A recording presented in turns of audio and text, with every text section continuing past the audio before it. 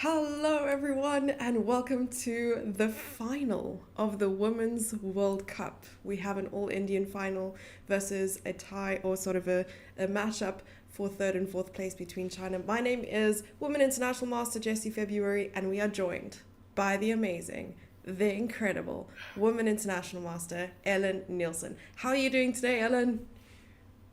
Doing very well. Thank you, Jesse. It's been a while since we've done stuff like this together. I'm very excited. Also, thank you Exactly. for the very, very kind words. I would like to throw them back to you, just as they were said. I'll catch it and I'll keep it in my pocket.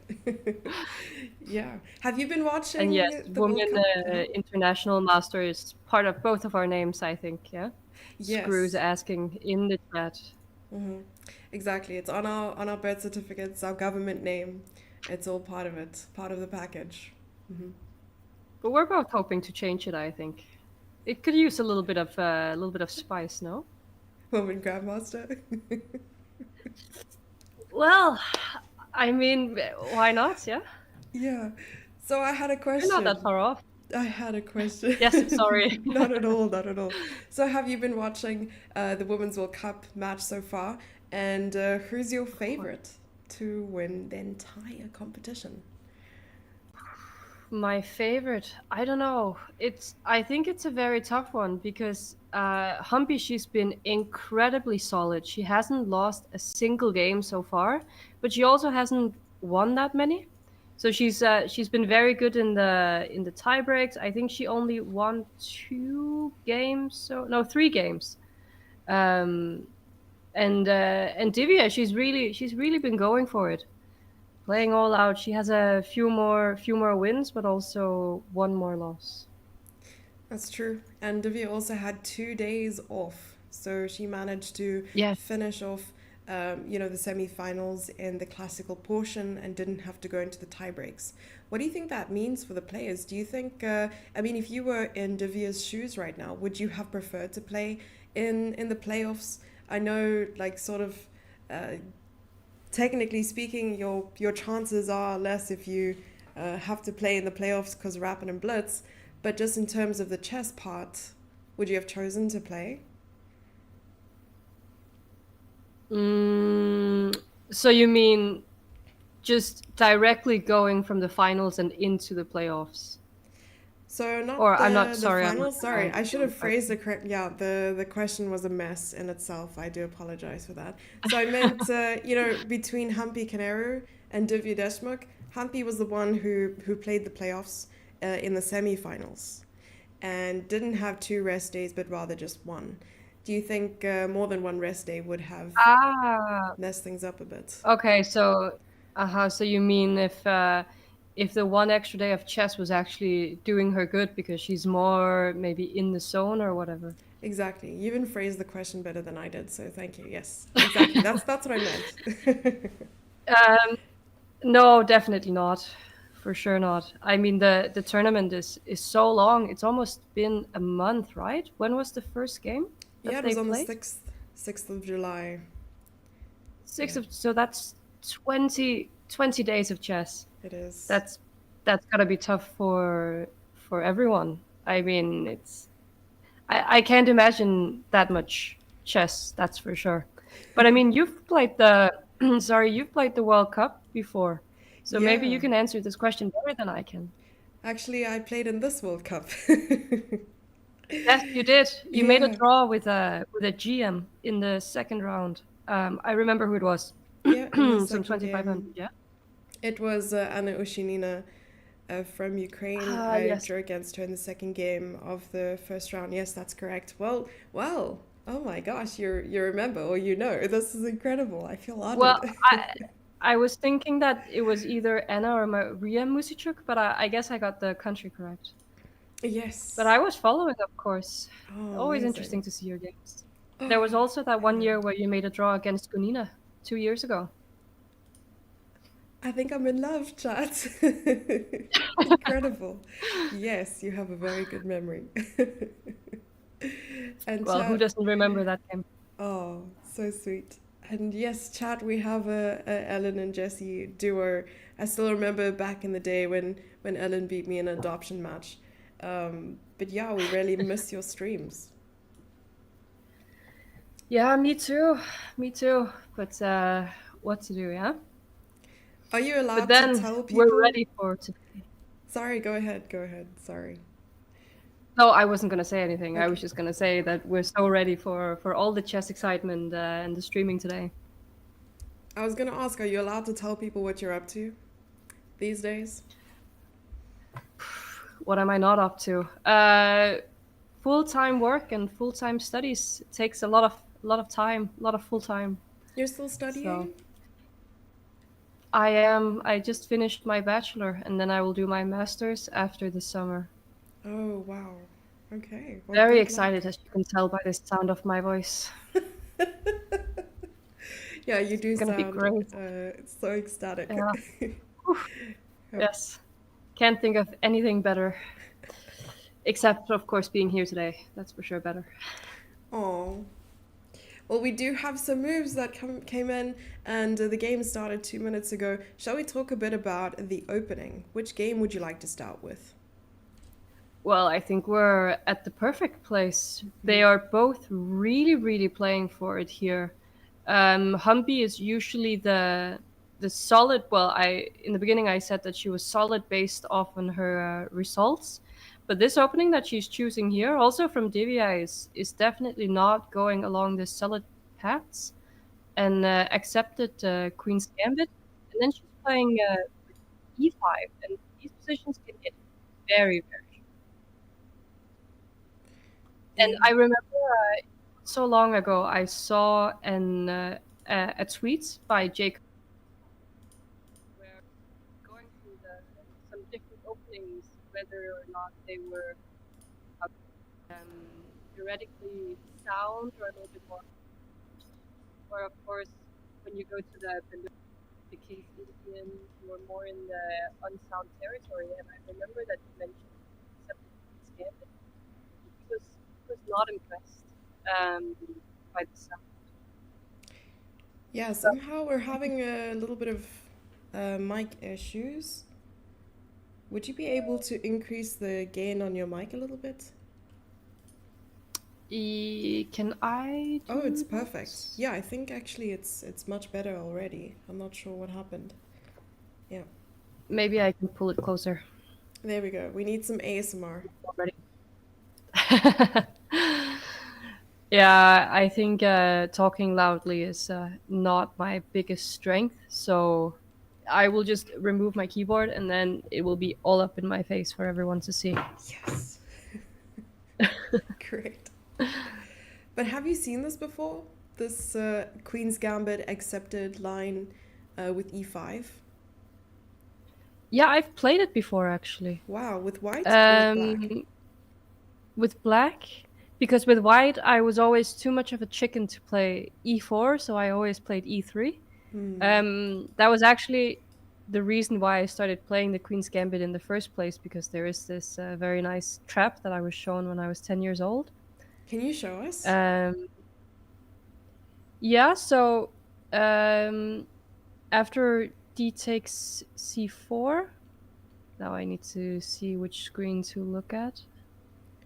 Yeah, so just all the way back before e4, Yeah. and then e3. So it takes an e3. Yeah, and I just because when I was first showed that, it's because the live board Yes, updates. but Yes. it's okay. Um, It's just when I first was showed this as a 10-year-old, never having done any chess whatsoever, I was like, but I can't just give away a pawn. But then I was told, okay, you play e3, and they play b5 to protect the pawn. I was like, I'm never getting this pawn back, so we go a4.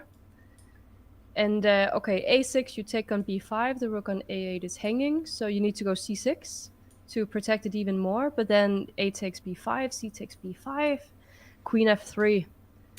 And ooh. suddenly or dropping, and I saw this trick, and I spent the next 15 years of my life just playing the Queen's Gambit.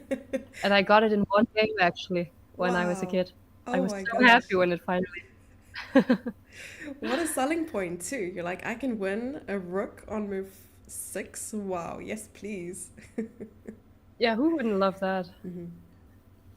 Okay. But yeah, the e5 I've played with black, but I haven't played bishop b4 check on move 4. I think I played ed4 is the line I went for. Bishop b4 is going even more into the, how can you call it, the unknown territory, as I can see it only 500 games here.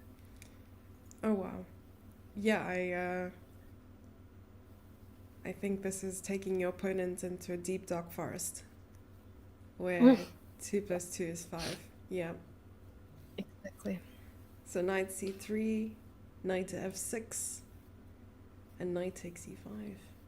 And we see b5 on And the even board. but even as I can see it, even knight f6, she's really playing the sidelines here with e takes d4. So that knight f6 is by far most played move.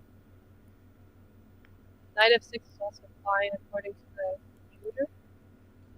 And Oh, then in this position.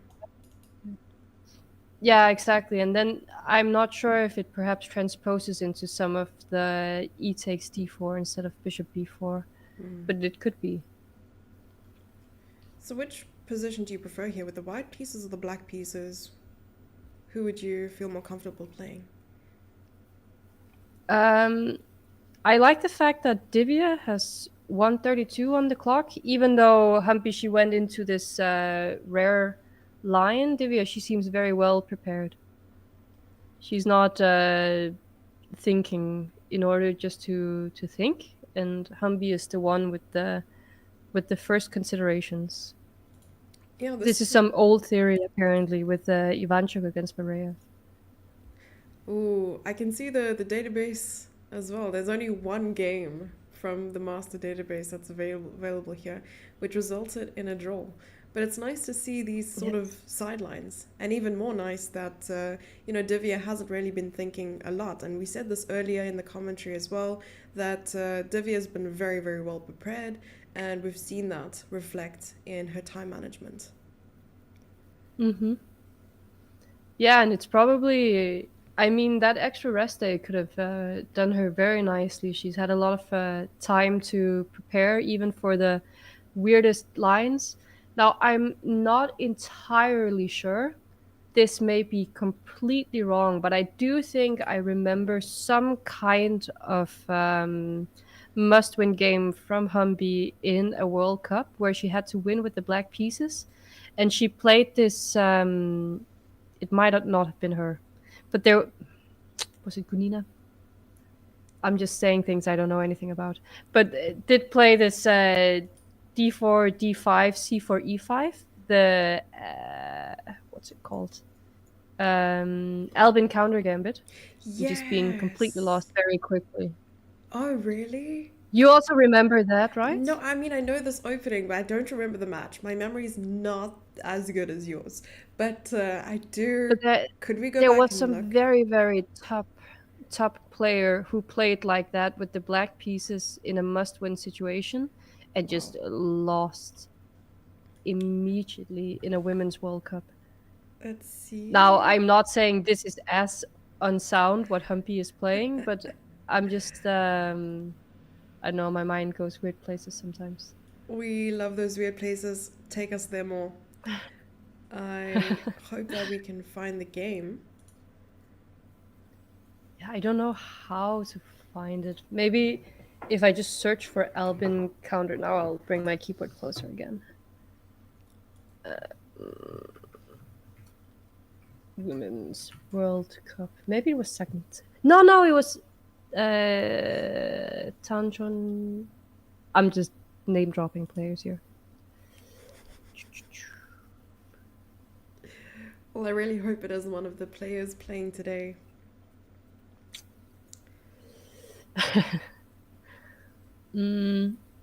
Okay, maybe someone from the chat can find it, but it's not that long ago, from what I remember. I think it was the year Kostenjuk won. To be fair. Kostyniak won in 2021 in the first World Cup.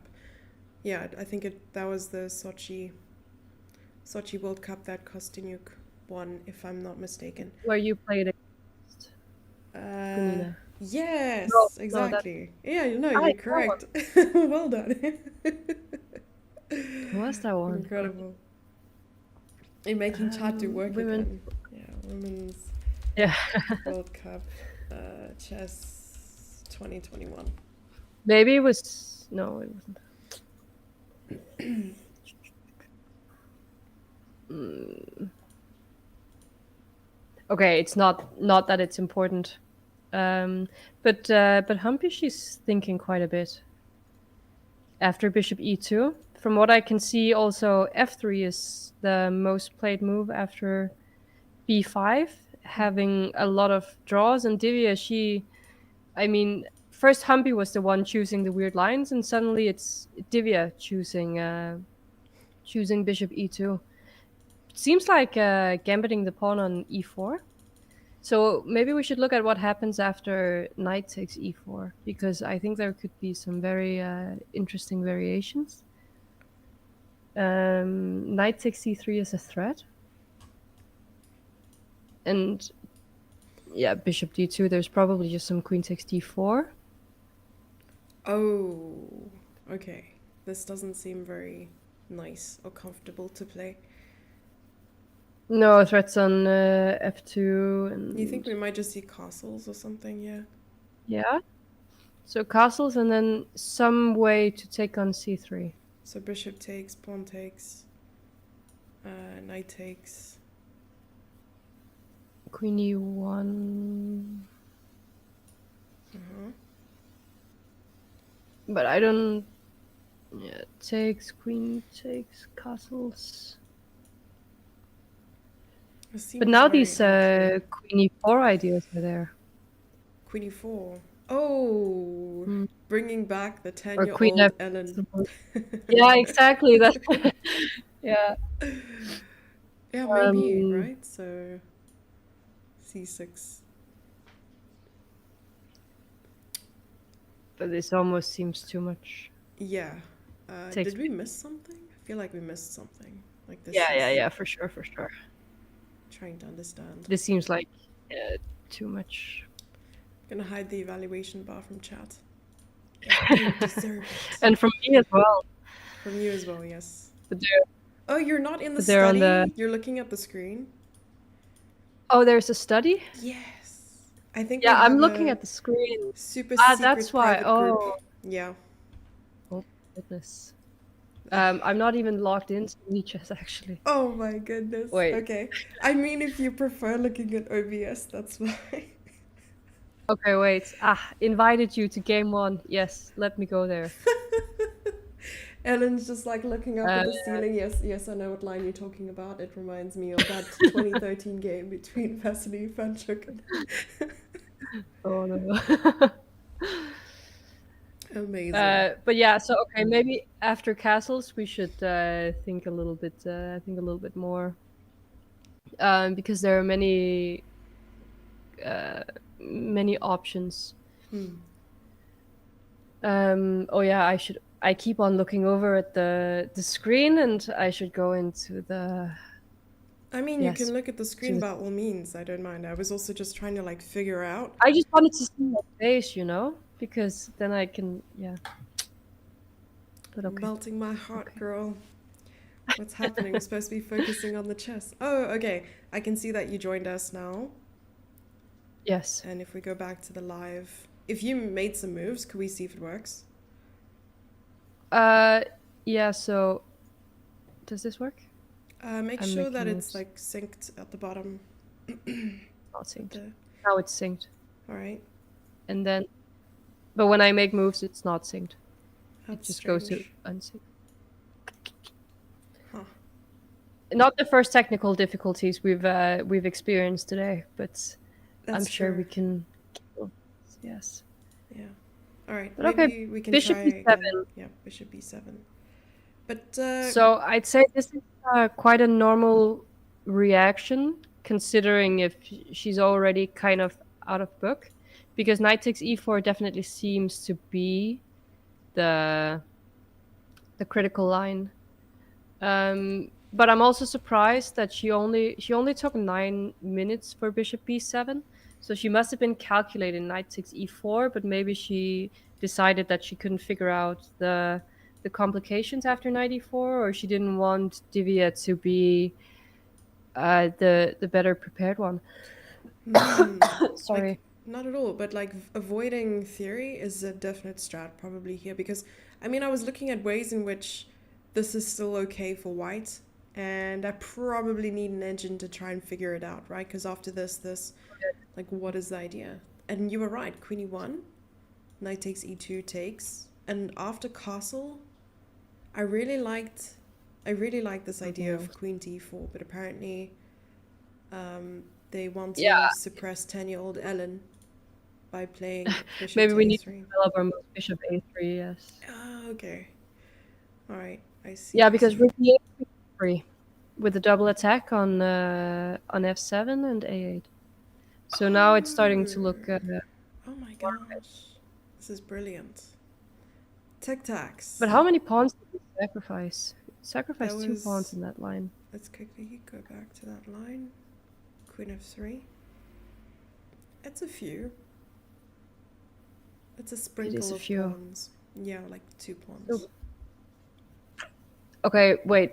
It's getting crazier, yeah? Because f6 Oh, sorry. Let's go back. in f6, yes. I don't know, I'm just saying things here. Queen a8 Queen takes a8. pawn takes e5. Pawn takes Ah, e5. okay, b5 is hanging in the end. Yeah, because I was thinking queen takes b8, e takes d4, and you have some pawns in exchange for the rook. But it's probably rook count is not too good. It just looks cool somehow.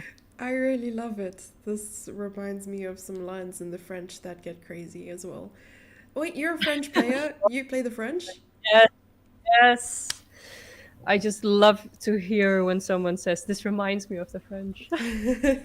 Yeah, that's like some line in the Tarish as well. That just goes a little bit crazy. Okay, Yeah, but let's come back. They have chosen but peace. Bishop b7 was the Ivanchuk Bareyev game. So they're Maybe we farming should see it. how that one continued Sure. because Bareyev was winning after next move pretty much. So Bareyev castled with the white pieces. Okay. Yeah. Yeah, I can't move this stuff. And then c6, and suddenly it's already +2 for white. Oh. But okay, I guess this is similar to some. See, I was gonna say Queen's Gambit accepted positions, but this is a Queen's Gambit accepted. I'm just meaning some other kind of position in the Queen's Gambit accepted, where white sacrifices the pawn on c4, and black does this b5 c6 stuff. Oh, like a Slav. But okay, now the yeah, Like exactly.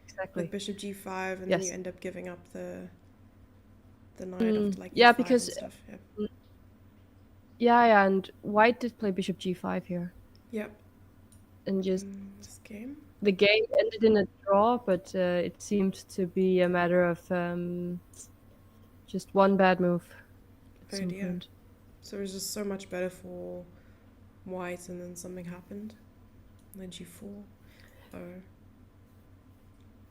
Wow. So some bishop b7, yeah.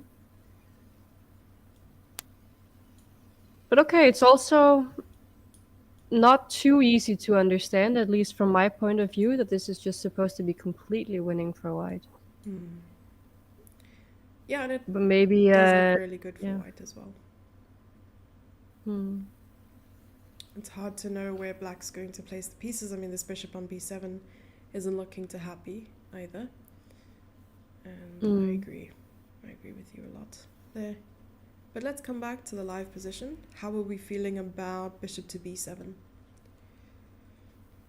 Maybe it's a good strategy to do it. Divya, she's also thinking now, and I mean, it's obvious that she must be the most prepared for the critical line with knight takes e4. So if Humpy plays bishop b7 with the feeling that okay, it shouldn't Now I don't know what the exact engine evaluation is here, but if she plays bishop b7, thinking, okay, this is not too bad at least, then and she avoids all these complications that Divya was clearly prepared for. Maybe if Divya had spent 15 minutes getting to like thinking after b5 for bishop e2, then maybe Humpy would have been more reluctant to go into the complications, but not here. Understood. I feel like I'm learning a lot here. I like your explanations very, very much. And do you think we'll But see? we Yep. pretty much have the same rating. Not that far off these days. I have no idea what you're talking about. This is all fake news. Can't believe it. But someone in chat did find that game you were talking about, game 4 in the third place match, was an Albin counter Oh, wow. gambit. Yeah, so Yes. we can try to go back and And take a who was look it? for third place. Where Maybe it was. mm, I'm trying to see which round it was. Was it 2021 match? Can someone but then confirm? it was but if it was 2021, then it was who was the third place match?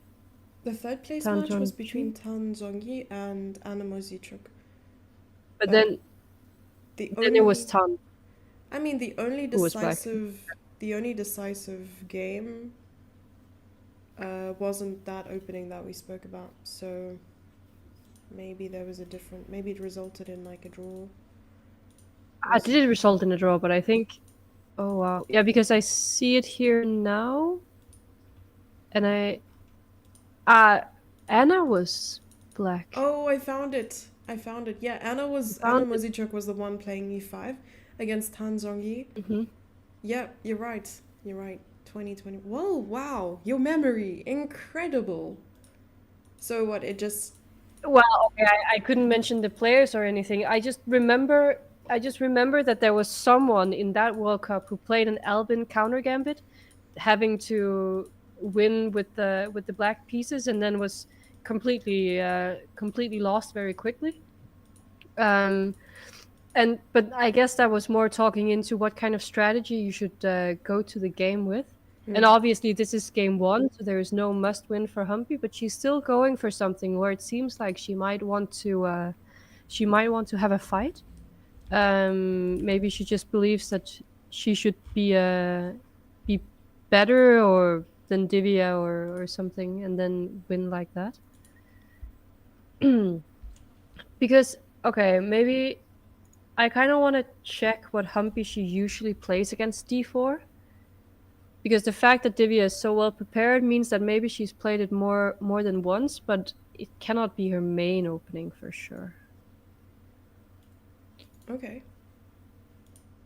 Just a com link. Well, I don't know.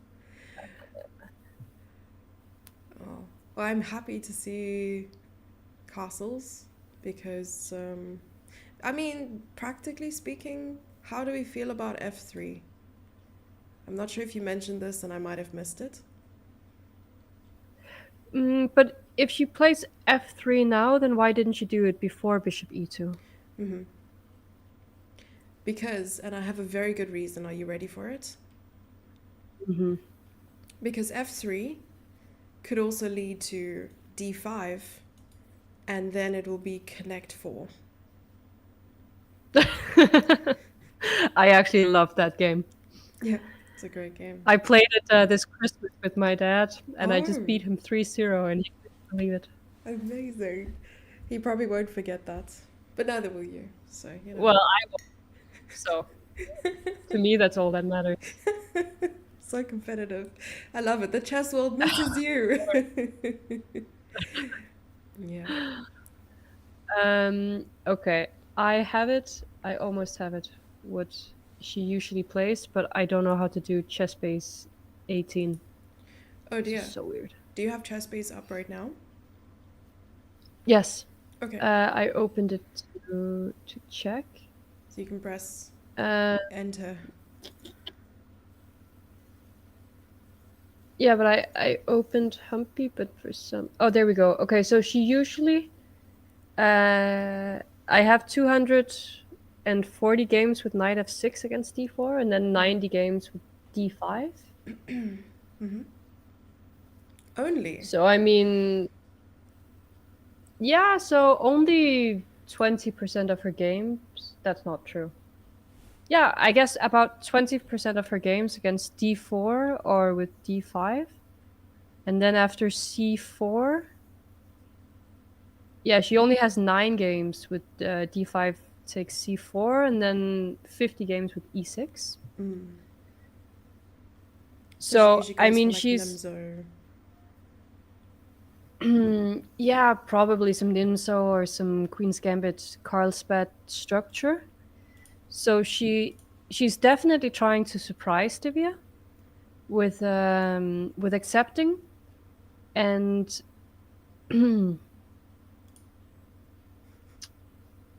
yeah, she's That's just good. she's going for a surprise, but somehow Divya, she's very, very well prepared. Yeah, this strats that I was once told during a South African championship. I like to retell the story just because it's actually quite funny. I was playing in a national championship, and I was staying in this boarding house where some of the players in the open section were playing. Staying, and some female players, but one of the open players were actually a coach of my next opponent, and he didn't know I was going to be playing against her in the next round. So I was busy talking to him. I was like, it's really tough playing against someone younger than you because usually they pay a lot of attention to, opening preparation, and they usually have a little bit more energy than you. And it was 11 rounds. Like, we were pretty far into the tournament. I was getting tired. So he looks at me, he's like, Jesse, you don't actually have to worry about that at all. I said, why? He said, when you're playing against someone younger than you and you know you're more experienced, just take them out of the opening. Like, if they're relying really heavily, yeah, just if they're relying really heavily on opening preparation, like, and they're playing d4 against you and they have like a bajillion games against you where you play d5, just play like d6, just like take them out. And then he checks the pairings, realizes I'm playing against his student in the next round. He's like, well, just disregard what I said, please. Only Yeah. play main lines from now Yeah, on. exactly. And next day, I rock up at the board. She plays d4 against me, and usually she goes into And either you play some d6. in some London lines or something. Play d6. She crumbled. She crumbled within like 15 moves. It was quite Oh, something. I And love and that. yeah, he was just watching the game from the side, and he was like, "Oh my gosh, what did I do?" He Yeah. feels so guilty. But then he should have prepared her for d6, no? Probably, but maybe he was just trying to call my bluff, like trying to stick to. I mean, it's a national Yeah, championship. You want to perform well, but yeah, I'm a little bit crazy sometimes, and I can just do my own thing, and that's exactly what I decided to do. So playing d6, looking him dead in the eye, saying, "What you gonna do about it?" Yeah, no, wilding. yeah, we also have to bring more of your crazy side out then. I think that would be great. Yeah, but I think this is very relevant, right? I mean, if you're playing against someone who's a little bit more inexperienced than you are, it's good to take them out of their comfort zone, because maybe Hmm. even if you're both in unfamiliar territory, you will always prevail because you're not relying on preparation, and you're just relying on what you know. Yeah, I think especially with this generation here today, it's actually insane how well prepared they are. I cannot keep up at all. I mean, my last tournament was 2 months ago, and that was the first tournament I had played in a year. And I arrived to game three, and I'm lost after 16 moves, and my opponent had pretty much just prepared the whole game. And I was like, cool. And he was Oh, 15 years old, and I was like, yeah, I'm just gonna pretend that didn't hurt. ouch. Okay, I'm so sorry to hear that. Which tournament did you play, by the way? Just some tournament in Denmark. Kronborg Chess Open Oh, in the very nice place of Elsinore, the same place where they used to have Extracon or Politiken. I don't know if you know those. no, I don't. But it does sound like a Yeah, lot of they fun. were very, very big tournaments. Oh, that's cool. Like Rilton Cup? I know Rilton happens. Yeah, it was bigger Wait, than Wilton Cup. okay. Um, I think it had 400 participants every year. Wow. It was an insane amount of people. Report played it once, and then after he played it, he very soon after got to 2700. I'm not Incredible. saying we did that. I'm just saying he had a great time there. You're funny. Yeah. Thank you. I do, Yeah, you know what but okay. what we lack in chess skills we make up for in trauma-based In humor. jokes. Yes, exactly. That's what I No, meant. that yeah, that was a way better way to say it.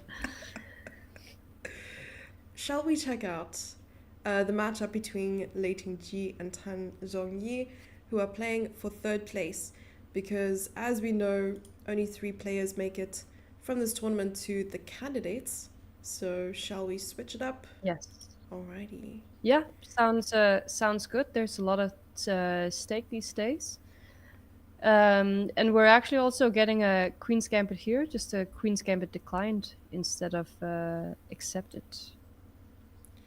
Right, and it's actually This, White's the one who exchanges the pawn, and I mean a very early exchange too. Does this usually mean that White is comfortable with a very equal middle game and perhaps going for these drawish lines? Would you consider taking on d5, going into a drawish line, or I'm not really sure how to interpret this for White usually. I struggle. well, for me, c takes d5 on move 4 is pretty much my pet line. I don't play it with knight ge2. I play it. Yeah, so she played on knight on move 9. She played knight ge2. Hmm. I usually put the knight on f3 and play some h3 stuff. And then sometimes I like to do a long castle and just have fun and go Oh, for it. long castles. Okay. Sometimes depends a little bit on move order stuff. But on an h6, I'm a little bit more reluctant. No, I'm a little bit more happy to go long castles Yeah, your compared voice to it went out a little bit, move. but I think it's coming back. I think you have to Oh, sing a sorry. song. Yeah, there we go. It's back. All right. I was gonna ask you to Yeah, sing I until think it came back. Yeah. let's yeah maybe if they play until midnight, then I can consider it. But Late night Ellen. Oh my gosh. Oh, so you but she's mentioned playing you it. like to put the Oh, knight on sorry. f3. No, I'm sorry. So knight f3. How would it usually continue here? Yeah, I mean it's just two different ways of playing the position. Usually, when you put the knight on f3, you're a little bit more committed to the minority attack. But with the knight on e2, people they usually they keep some flexibility to play f3 Hmm. and play those kind of structures instead. Yeah. Knight f3 is a little bit more classical Carlsbad structure, but this knight g2 is also just a main line. But the way she played it afterwards was quite interesting because she went with a quick a4, kind of weakening the b4 square. Yeah, so people they sometimes go a3 b4 or they go rook b1 b4, but she goes for a4 immediately to follow it up with a5 also, which I Hmm. find I haven't seen that before. But of course I also don't really put my knight on e2, and we can see that they've both been blitzing the moves. Yeah. So maybe it's just me who's not who doesn't really understand the theory. Yeah?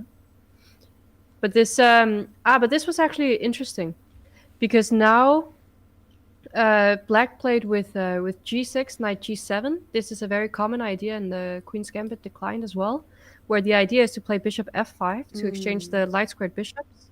But with the knight on e2, instead of with the knight on f3, the knight could go to g3 to cover the f5 square, where usually with the knight on f3, you can't really stop this plan, even though it takes a lot of time. I like that interpretation, and that's probably why Lei Ting spent a good 10 minutes on playing bishop to e6. And yeah, I am very familiar with this idea of putting the knight on g7. Not at all in the way she did it. I usually bring it around, f8 and then e6 and then Yeah, g7 and so e6. on. Yeah. And do you like the structure for black? I've actually also played it many, many times with both white and black. But I just, in general, I kind of tried at some point to switch around a little bit and not play it as much with black because I find it so hard to win a game. It sometimes feels like that white can just play forever. And I'm kind of impatient in chess in general. You need to be patient for these positions. Yeah, I So understand. And I'm assuming not patient on the clock, right? Patient in terms of trying to launch an attack in weird and wild ways. I'm not patient in any way, Jesse. Oh No dear. single way. You would really think after years of playing chess, our patience would be better. But lo and behold, No, it only gets worse, actually. it gets worse. Lovely. I'm happy that we're in the same boat. What do you think? For you as well? Yes, it's so bad. And honestly, I'm learning patience in other ways. And at the moment, I'm waiting for a visa application, and Oh, it's like the worst when testing my where are patience. you Truly. going? Saudi Arabia. Yeah, I was in Saudi Arabia for a month, and I'm just getting my work visa before going back. Yeah. Can I ask more about that? Because you're saying work visa. It sounds very interesting. Yes, we started a chess academy, me, a friend, and so it's going really well because chess in Riyadh, which is the capital city, we they don't have any like chess academy. They're not sending any kids to World Youth and stuff like that. So it's really nice Oh, to really? yeah. And chess in schools is also non-existent, so it's a nice angle. I mean, Hmm. hopefully start there because it was good to have some investment in the country and then also expanding later on. So hopefully we'll be going places. Yeah, this is the hope and the dream, the impatience That working sounds over really time. nice. Yeah, those who can't play teach. So Yes, I live by that as well. Um, but no, that sounds absolutely amazing. How Thank long you. have you been doing that for? Well, the planning started around February. February, yeah. And then Hmm. I went in June for a month, came back just after the World Cup. Like I was at World Cup for a couple days and then came back to South Africa, sorting it out.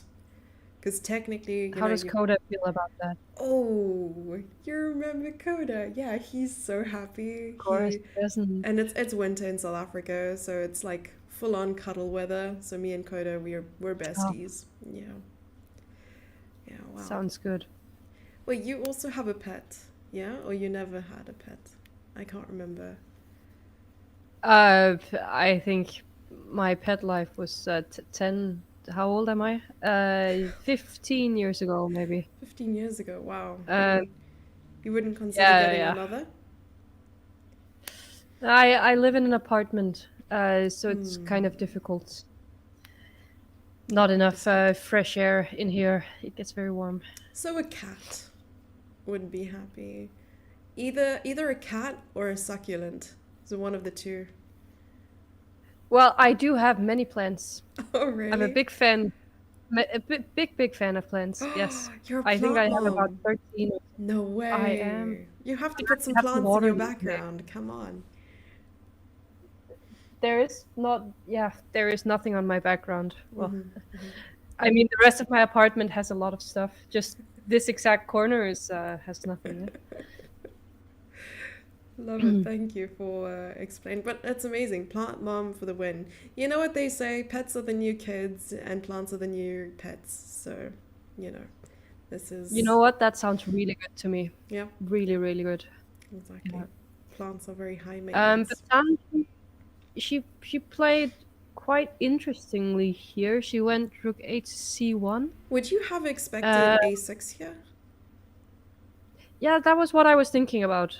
Like whether a6 or not would be good, but I think a6 you have to consider b5 if you're black. So coming back Not a6, with the rook on b5. c1. Yep. But let's say a6 now, then b5. I don't know how. Well, okay, I'm not sure with the pawn on b2. Maybe just b6 instead is much better. Oh, b6. Yeah, I Okay. regret b5. I regret b5. Because of c5 maybe. Very some. Yeah. Mm. b5 is not good. Maybe if the pawn had been on b4 and the knight had been on d7, there would be some time to maneuver the knight to c4. Mm. But okay, that's far away.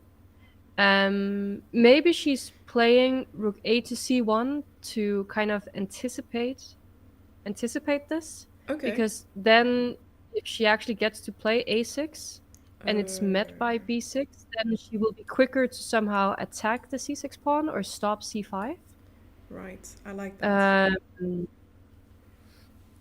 but but yeah, uh, you also. I mean, in endgames, of course, the pawn on a6 is good, but I don't know if you might have to be a little bit careful about it.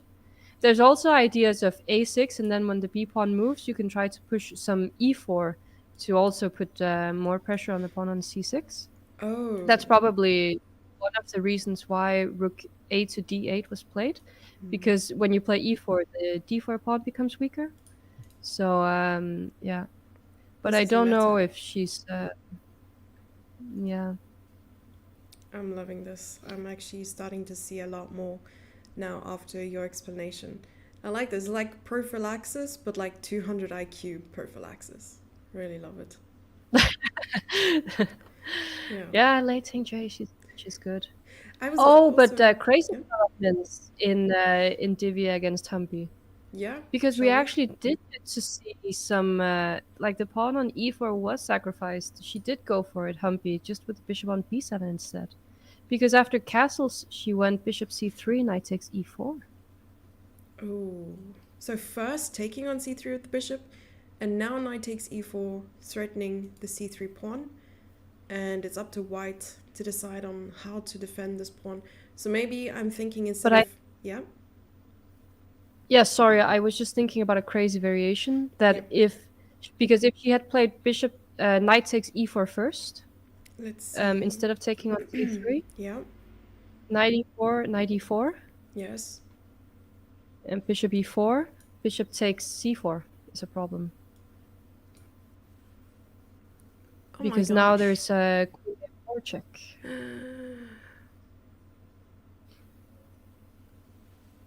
Um, so Wow. yeah, and also the king is weaker when you get to exchange all this stuff on e4. So she had, if you wanted to take the pawn on c3 in that variation, she had to the pawn on e4. Sorry, she had to exchange on c3 first. Yeah. I was even looking at the engine. Sorry, I did cheat a little bit. But your idea is absolutely accurate. But somehow it even suggested in this position. That's crazy. Ah, like this, yes. Yeah, might be an even better move order because now How? f7 is Oh. All it's right. also hanging before. I don't know why this is a B better. takes c4, queen a4. Yeah, I mean, it seems better after exchanging. So let's disregard the engine. I am no longer looking at Stockfish. Who is Stockfish even? Come on. Knight takes e4. I like this. I like this better actually. But Yeah, same. now How what? is bishop f3 in this position? Bishop f3, If knight knight c3, c3 queen being e1. very cheeky. Oh, queen e1, and now this is just winning, right? Should be because knight c. I don't know. It's yeah. Now it's interesting for sure. How about knight c6 instead? Wide. Oh, knight check. Knight e2 check. Oh no, Okay, no, hang on. Yeah, God. wait. Okay, Ah, so that was same, that same, was same. because you But it's still still good because the knight. win a piece. Yeah, yeah, Yes. I agree. Plus, it's going to be really difficult to get the king anyway, right? Because the bishop a3 is always going to be like something that we're looking at. Yeah. This bishop a3 idea is very strong. Okay. Good to keep in mind for later also, especially because we looked at this with the pawn sacrifice on c3 and then later bishop a3 since there's no pawn on b2. But okay, maybe if other candidate moves, I don't know if bishop a3 is a consideration here. Right now. Yes. Yeah. I turned off the But engine, okay, with the so... bishop on e3, there are also queen g5 ideas. But I don't know if you take on c3 first. But I like this very Because I much. wanted to do this Because queen castling's not e1. possible. So you give up the pawn. Now queen g5. Queen g5. But queen g5, bishop f3 is a problem. Probably big, big, big problem. Yeah. So I don't know if queen g5 before taking on c3. So bishop a3, queen g5 first. But then we shake up the move order too, no? Like something like bishop f3 first. Yeah. Yeah, exactly. Knight... Okay, this is crazy, but knight... no, knight d2 doesn't work. Yeah, now what? Now what? Yeah, because you can't really castle. Maybe b4? No, I'm going insane here. I was thinking b4, bishop b4, c5. Oh. Just to be able to somehow get some castles in. Then what happens here? Just taking the knight? No, but taking the knight doesn't work. There's also a lot of queen a4 stuffity stuff. Stuffity stuff. No.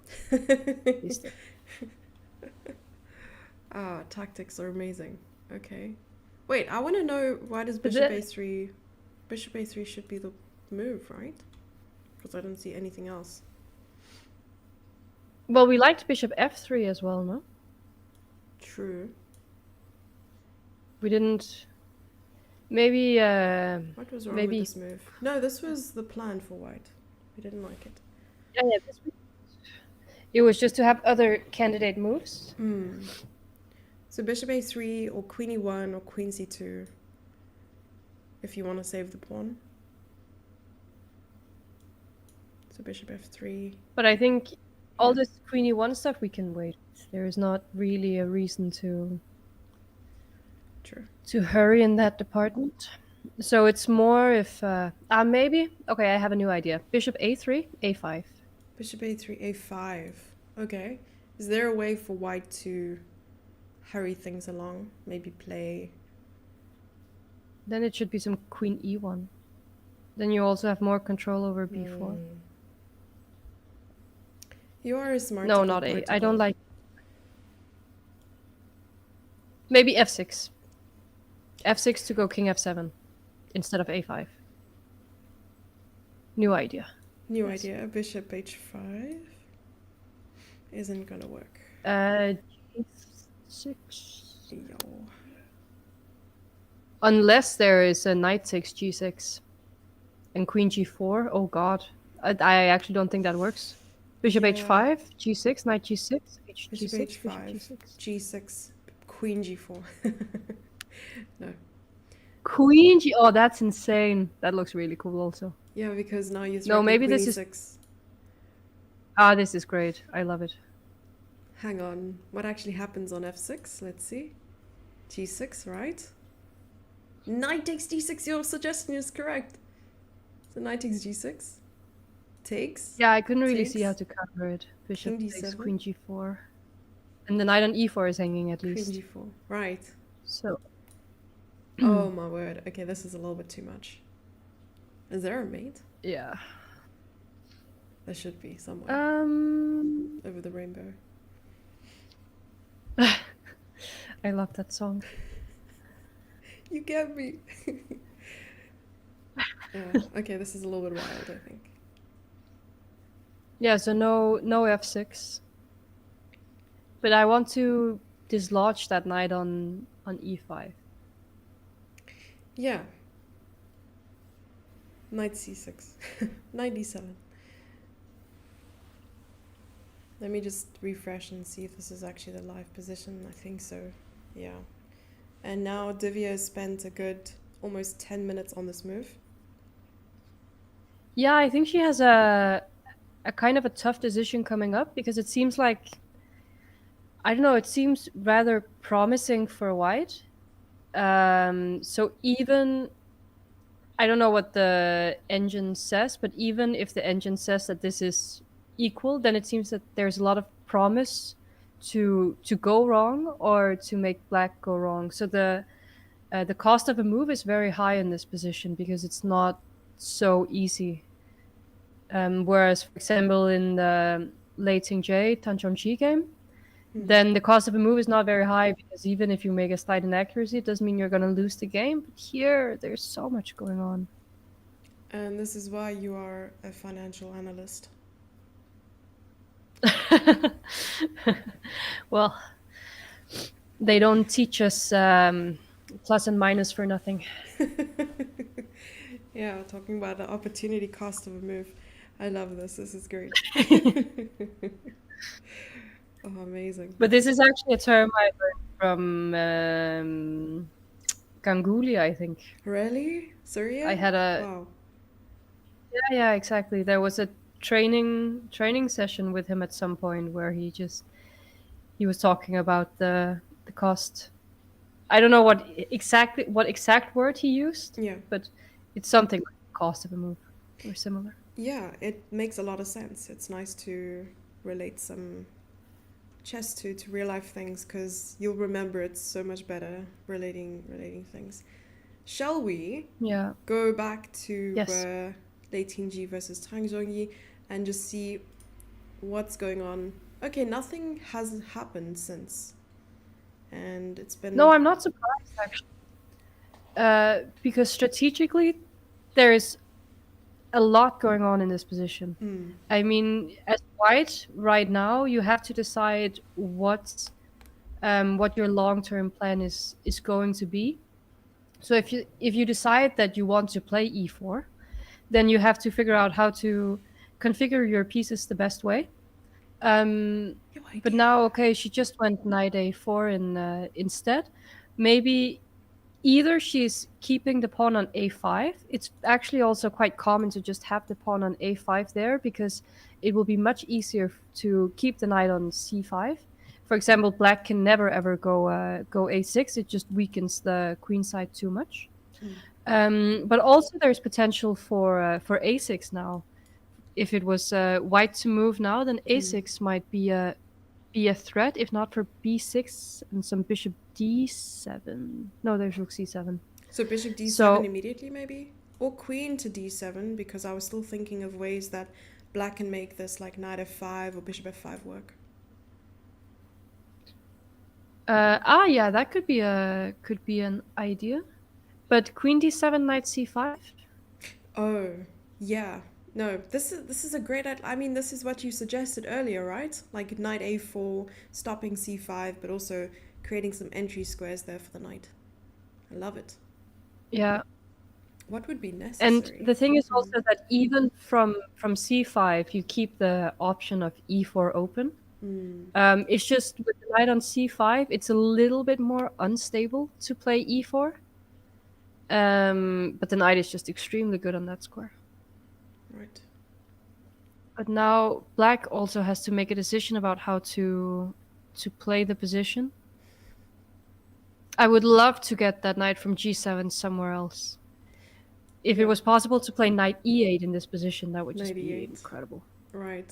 Yeah. Redirecting. Do you think that would happen though? Maybe some like rook f8, 98, knight d6. Dream scenario. Maybe. Maybe that's one way. Another way could be, playing something like what Bishop I was c8. imagining, I don't know. playing It's f5. insane. A bishop But c8. how about bishop? Yeah, because Okay. now you got the rook out from c8. Mm. Uh, So playing bishop c8, you protect the pawn on b7. You open up for the e file. You have ideas of knight e4. And since the white knight is on g3, not on f3, then some f5 can come with a little bit more power and not weakening the e4 square as much. Agreed. Indeed. I love it. But then it's just if bishop c8, I mean, you do have to calculate these a6 things, and yeah, I guess the question is how big of a threat is a6? Yeah, c6 is starting to look worse for wear. I mean, do you, as black, just concede and play a6 yourself? Because maybe this weakness isn't as bad as white getting an a6. I'd be. Yeah, it's not great to see. Oh, h5. H5. Common idea Because when the knight is this on. is actually, this is your idea, right? To play h4 to get the knight away from g3 and then play bishop f5. I'm gonna say yes, even though it wasn't. So can I claim it anyway? Unclaimed idea. Thank Yes. you. Right. Yeah. No. When the knight's on g3, it's one method to try and get it kicked off just by playing the h pawn up. Harry the h pawn goes and attacks the knight. But also f3 was played almost instantly. Yeah. Yeah. F3. Okay. She was prepared.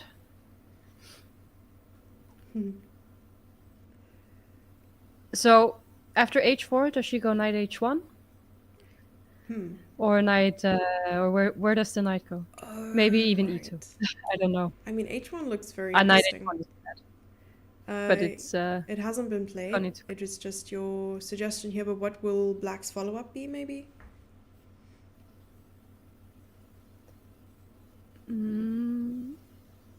Is it possible to go bishop f5? Bishop f5. Right, because the knight is no longer there. Or we should have It seems enough. chaotic. We can take. Both knights are sort of out of commission, it feels like. Okay, so takes. Yeah. Take again. This is too much. You want to take again? I think. I don't know about taking. Yeah, I would just probably take, but I think even if not taking, worst case not being able to take, I don't think is bad, because white's pieces are so discoordinated. How crazy is taking here? Like, I'm trying not to look at the engine or anything. I don't. Maybe not this, because I wanted to play like this. Yeah, maybe it's a bit too much. What's the move? Wait, I'm not synced. We're not synced? Yeah, I am now. Okay, awesome. Yeah, what I was considering is rook takes d4. And then after... yes. Yeah, after this, like, just playing queen to d6 or something. But another way. But I think if you really want this bishop e4, there's also some argument, because now there might be some knight f2. But there could be some argument to start with h3. Oh, with black. Okay, black instead playing of h3. No, sorry. After knight h1. Oh, right. Okay, h3. Yeah. No, sorry. After knight h1 instead of bishop f5. h3 for black. Yeah. Because then if g3, bishop f5, e4, takes. Bishop takes. Then, yeah, bishop takes, for example. It seems that the white king is a little bit more weak in this case. Mm-hmm. But I still think that f2 instead of taking on. Because then I was thinking like attacking this knight, but then even with queen b4, there's rook c4, so maybe not. Yeah, but here, f5. Or queen g5. Queen g5 is better. Queen g5. Yeah. Alright, because c1's hanging. Nice. Well, okay, I like this for black a lot. But I don't know if in general h3 is a good move. I was just thinking that it would weaken the king a little bit more if you wanted to go into some crazy rook takes d4 lines instead of bishop takes e4.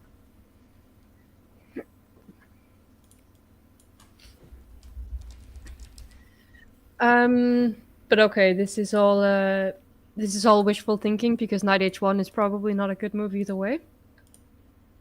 So the question is just if the knight should go to f1 or to e2. So instead of h1. I mean, h1 was good because your idea was to play knight f2, right? And back up e4 later. But I don't know if the knight is even good on f2. That's the thing. Hmm. I think it's a little bit misplaced. On e2, I mean, it can go to f4. I'm not really sure what it's doing on f1. Will it make you feel better if I told you the best move is actually knight h1? No. Okay. But after knight e2, can black go g5? Let's see. g5. Or is this crazy? What does the engine say? Engine gives a +1 advantage for white, but somehow... maybe this your initial idea of playing with f5. Oh, yeah, just stopping But not even knight f5. f4 that. Oh no, this knight? Yeah, Which knight? because F. with g5 I wanted to stop knight f4, but doing it this way seems better. But something was played. Oh, your move. Now we are going to see either... Wait, yeah, I think it's actually a tough decision for white where to put the knight. Because you kind of have the feeling that this knight h1, knight f2 should be a thing, because it can even, from f2, it can also go to d3 if you move the bishop. But somehow the knight on f2 also seems a little bit wrong. But on f1, it's not doing anything at all. And on e2, if you see this knight h5 idea stopping knight f4, you also don't know what it's doing.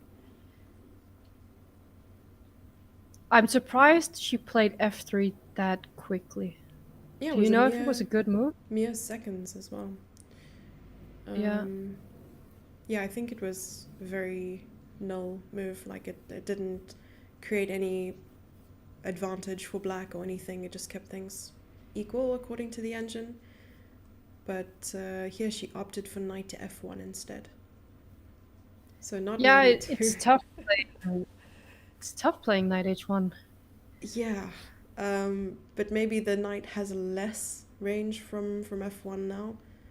Or the plan is simply to play e4 later and then playing knight e3.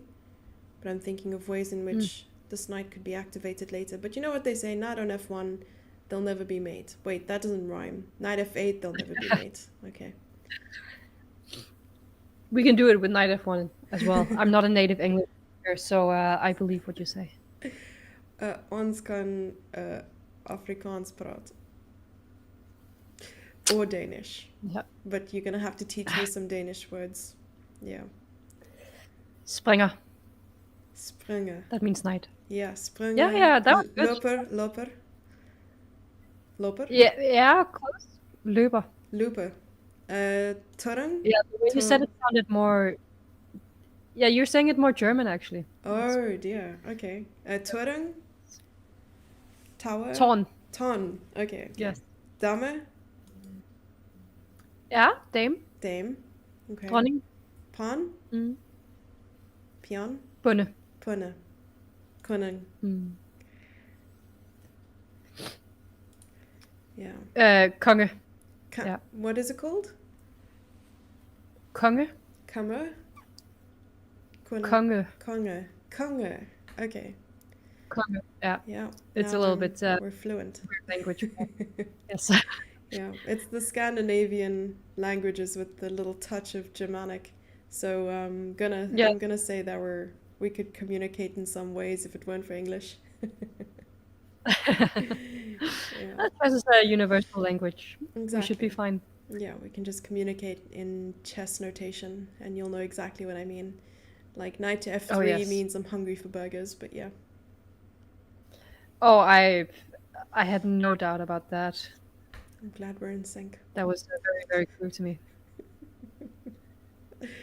Yeah, we were just I translating. don't. Sorry, go ahead. You don't? Yeah, I'm just I'm a little bit perplexed about this position because they neither of them spend a long time coming here. Hmm. So I'm just a little bit. They've made some big strategical decisions in a short amount of time. What I was also a little bit surprised of with this f3 move was that she did it with the knight on a4. Hmm. Like she didn't wait for the knight to be on c5 or with the knight on c3. But okay, I have another reason why knight h1 is not an easy move, because usually what you would maybe like to do is put the queen on f2 instead of the knight. It's a little bit more common to have the queen there.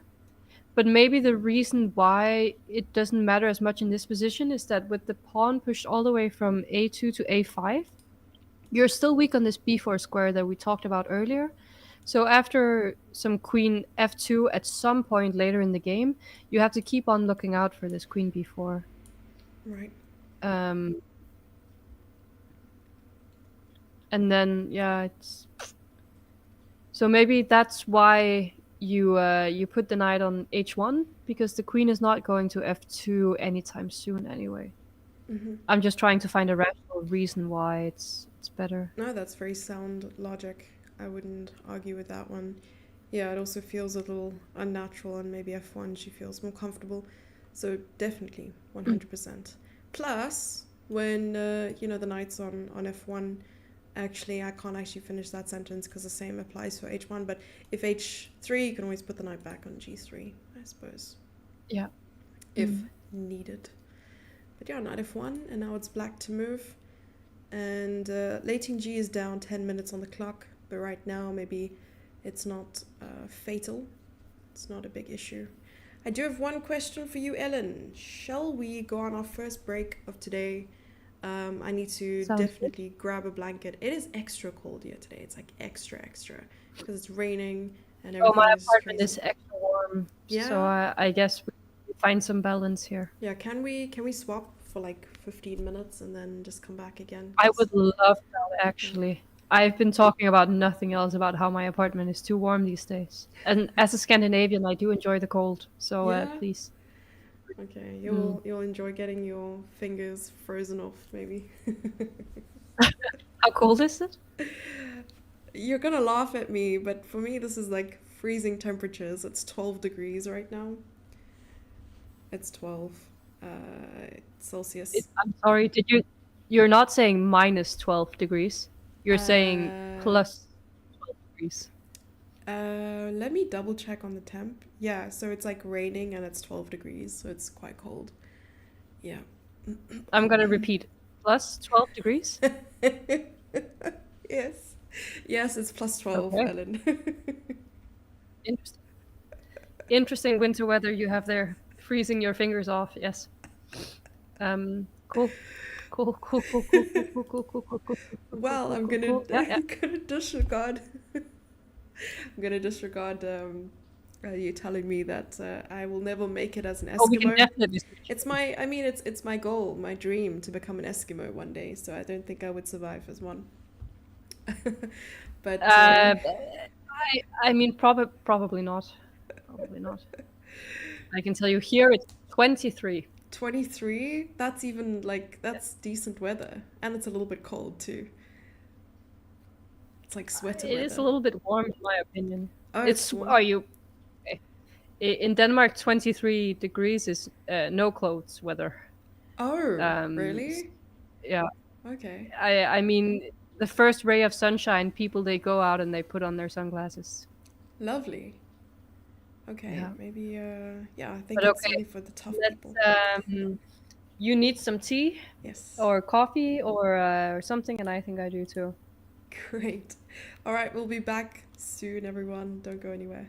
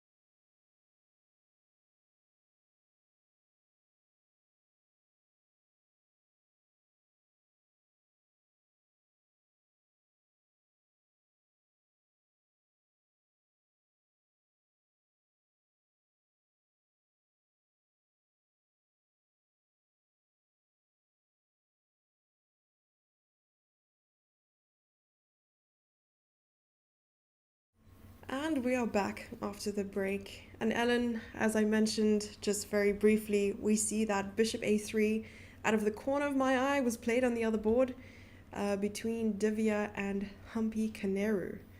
Thoughts? Yeah, I mean, it seemed pretty natural, like a good move. Of course, we were looking at this because white needs to develop a little bit, has the bishop pair, wanted to stop black from castling. But I actually really like Humpy's move. Mm-hmm. Now we only looked at at some crazy lines. We didn't look for more subtle things, but this knight d6, I can see on the side that the engine prefers white. Mm-hmm. But I mean, at least knight d6, it seems like you're gonna castle, and we had some problems with that a little bit earlier. Yeah, I'm not sure what exactly is wrong or what the engine dislikes about knight d6. I don't think it is a wrong idea at Maybe all. there's bishop f3. Bishop f3, let's see. Bishop f3, what do you think has to be the response here? Because one thing I'm looking at after bishop takes f3 is queen takes and maybe something like, it's ugly, but knight a6. Oh, but then queen c6 is a That's problem. true. That's true. Immediately saw that. So knight d7. What is the move here? Queen c8. Yeah, that's the thing. Maybe you have to do stuff like this, but there's gonna be some rook e1, rook b8, and the development just seems very easy for white somehow. Sometimes, no, forget what I was going to say. I was gonna try to be crazy with some knight f7, We but want to it's hear yeah, it. We want to hear everything. no, Okay. no. Yeah, this one you don't want to hear. Oh, okay. Yeah, maybe queen c6. Sorry, queen c8, and let's say rook e1. Rook e1, maybe castles here. Castle. And I'm not sure what we see next.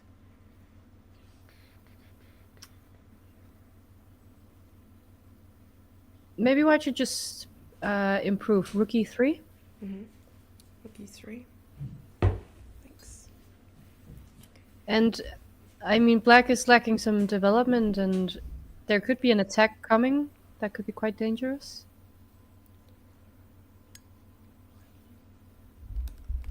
But maybe we don't have to. I don't know if bishop f3 is a little bit rushed. I like it. That's the thing with these kind of Forces. positions. I never know whether I can take it slow or if I need to be more concrete, because bishop f3 is a more concrete approach. Mm. But maybe there was some queen d2 instead. But slow doesn't exist in our vocabulary, remember? No, that's the thing. Not mine, at least. Yeah. I'm following you there. So queen d2 instead with this I don't know, just idea. to mention something. Mm-hmm. But now still castles, yeah. True. So how do you keep the tension? Yeah, I like what you mentioned. Like the moves that white has, to play are a lot easier to find. I mean, rook b1, rook e1 are very simple ideas, getting rooks to better squares and also just aiming at the pawn and this way aiming at the king. So black would be forced I'm to... gonna go and say it here. If we're saying slow doesn't exist in our vocabulary, f4. f4? Oh my gosh, this is Yep. like throwing fuel on the fire right now. Or throwing fire on the fire. This is brilliant. I love Maybe it. f6. f6 now? Yeah. I'm seeing Because now with knight on things. d6, all this bishop g6 is, or bishop h5, sorry, is not I still want to make it as work for some scary. reason. I really want to make it work. Because now g6, I'm thinking queen g4 or rook e1, one of these. Queen g4 I like a lot. Yeah, And if queen they g4 take, still looks good, doesn't it? now you take with the f Ah, pawn. yes, Or yes. you can even, I'm thinking taking on, okay, no, taking on g6 is a little bit much. Let's take here. Knight has to move somewhere. Or maybe it doesn't. Queen d7, Queen d7. Push the, can we push the pawn? e6, queen g7, rook f7. Nah, queen g7, yeah. Queen g7 Rook and then maybe f7. taking, maybe taking the knight first or just going rook f7 immediately, yeah. I don't know. This might be insane because Does look a little might be crazy. too many pieces. Yeah. I'm loving it. Yeah, rook e1. Apparently rook f1, but yeah, rook e1 I like more. Oh, because... And suddenly it's scary. Yeah, it does look a little scary for... But here, yeah. It's a lot of Bishop pieces. e7. Yeah. Yeah, it is a lot of pieces. Okay, Sure. let's come back to But reality. anyways, I don't like reality all yeah, that that's much, the but... kind of thing you have to consider because you're thinking about, should I try to keep the pressure more slowly or should I force things, be a little bit more quick? And that also relates to how you're assessing the position. I should go bishop f3. Yeah, bishop f3 seems like the most natural move. f4 is very likely to be a little bit too much for sure. Um, so I think she's gonna play it a little bit more slow. I liked your queen c8. Now the question for me is if we ever consider queens like to play some d5 move. I don't know if d5 is insane. Maybe it allows some c5, but my idea was to get to the queen to d4 to really centralize it. Right. Um, Hmm. but d5 is obviously very controversial. Yeah, because in a way you're also like blocking the bishop from putting pressure on the bishop on b7. But I also like this idea of you opening up the dark squares for the queen to enter somehow. But maybe, yeah. So after f... Because with the knight on d6, you cannot really play c5 after Yeah. d5. Oh, right. True. True. Yeah, I think black definitely has to put pride aside in a position like this. Humpy Canary cannot possibly be happy with the idea of playing queen c8. Because all these moves are sort of forced, right? I mean, white has complete dominance over the center, and also it's going to be tricky to get this king safe, because after queen to c8, oh, it was played almost instantly here. Yeah, Wow. didn't seem like there were too many other choices. But then the question is, now what? Now what? Because rook e8, black can castle. I'm really curious about this d5 move. Because getting the queen to d4, I mean, you are weakening. There is some queen f5 and knight f5. I don't know.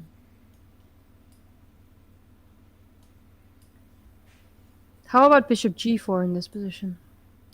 So bishop g4, queen d8, like do you put the bishop back and like hope for a draw or something? No, it was actually more to gain a tempo.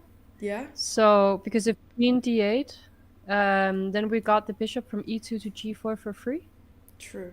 and then we can see if there's another improvement we can make here. But it's not sure that we can. So maybe the question is, do you I don't know. prefer the black queen to be on d8 or c8? So it doesn't matter. Yeah, or do you prefer your bishop on f3 or g4? Probably f3. But now maybe f4 and then bishop back. Yeah, this f4 is just, I don't know. I might play it in a game, but I'm not sure. Yeah, I'm not sure a GM would. Let's say it like that. it's on the docket. I mean, you're stopping the queen from coming to g5. You also, I mean, this is probably not going to be an amazing move for black. So that's preventing the queen from coming through to the king side and allowing white more space on the king side for a potential attack. Yeah. So live position, it is up to Divya. Divya has shown us that,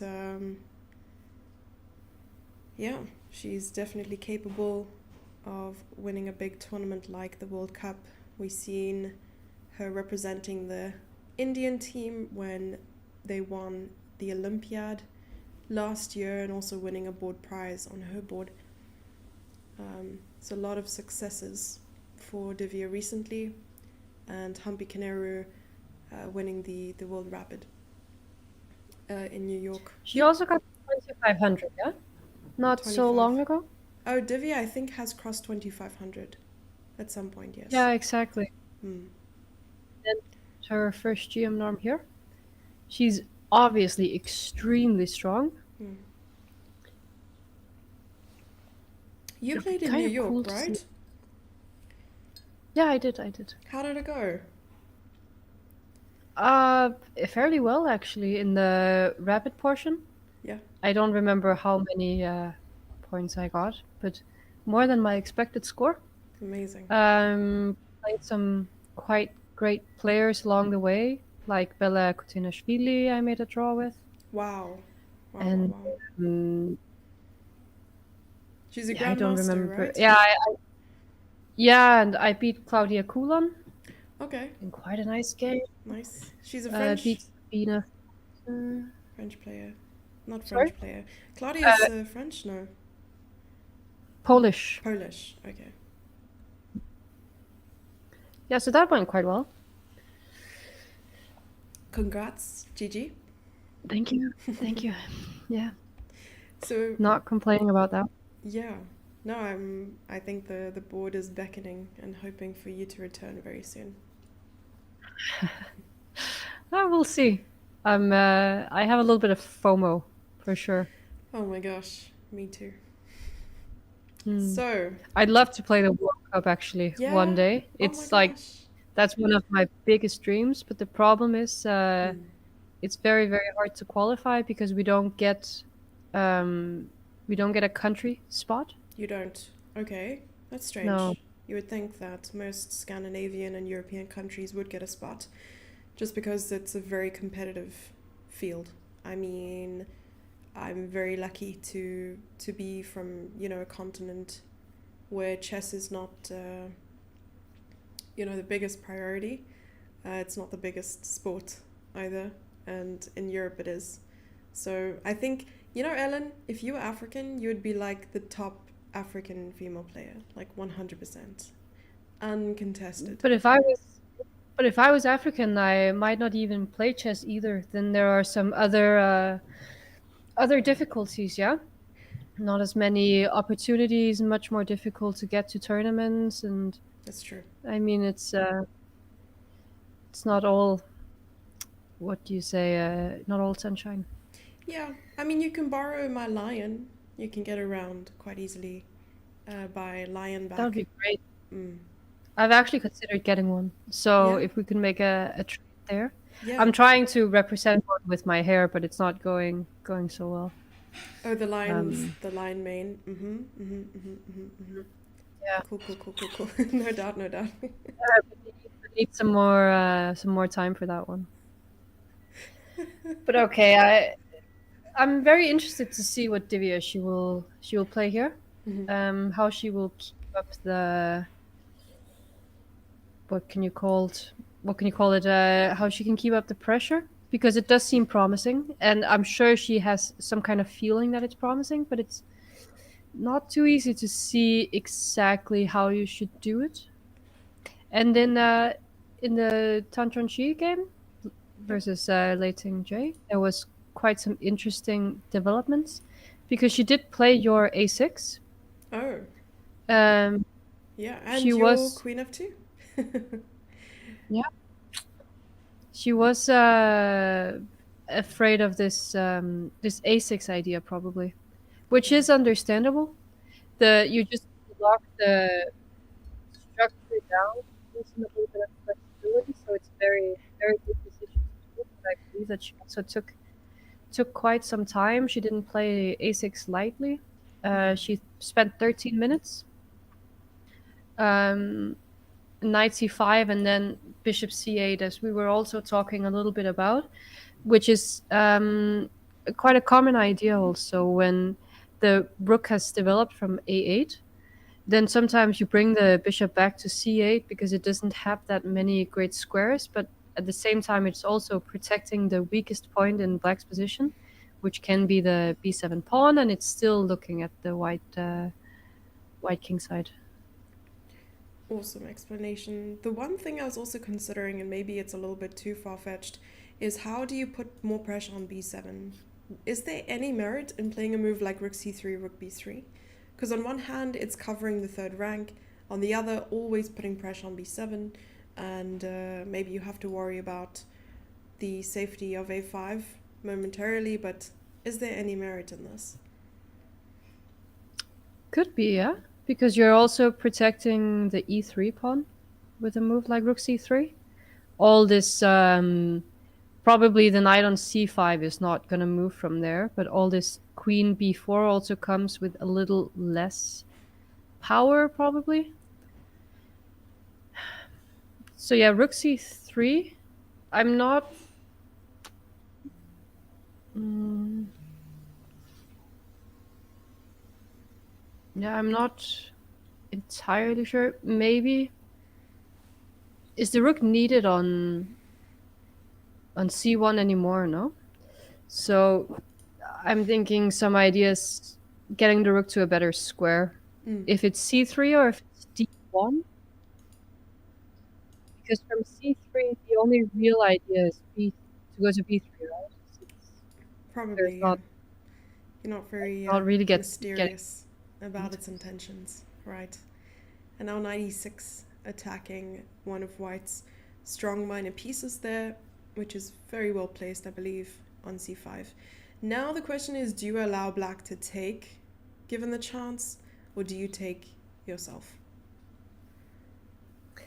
I think it's rare that you take because you can improve your pieces quite often with taking. Even sometimes playing B4. Mm. And if knight takes c5, b takes c5, then you actually can get some of the pressure against the b7 pawn. It's just so difficult when the bishop is solid on c8. And b4, okay, you also weaken a little bit more. So if black does get a knight to d6, there is some knight b5 or knight c4 later on in the game. True. So maybe we'll see b4. And White's plan here is still to try and get in e4, or has that changed? She did go b4, yeah? Mm. Yeah, because I think after knight takes c5, you would prefer to take back with the d pawn. With the d With pawn. the b pawn, With the sorry, b pawn. Okay, not the d, with the b pawn. just double check. Um, So maybe and queen then yeah, c7. Oh, but then the pawn's queen hanging. c7, queen a2. Ah, Yeah, yeah, or queen. forgot about that. Yes, but maybe queen g5 Mm. or king g7 even, preparing some f5. Let's see. I think I think white has to keep this e4 option open because also when you get e4, sometimes you can push with d5, and that will create more pressure against the pawn on b7. I think I actually had a very similar game once. So does this come with like studying the Carlsbad structure and how to undermine it?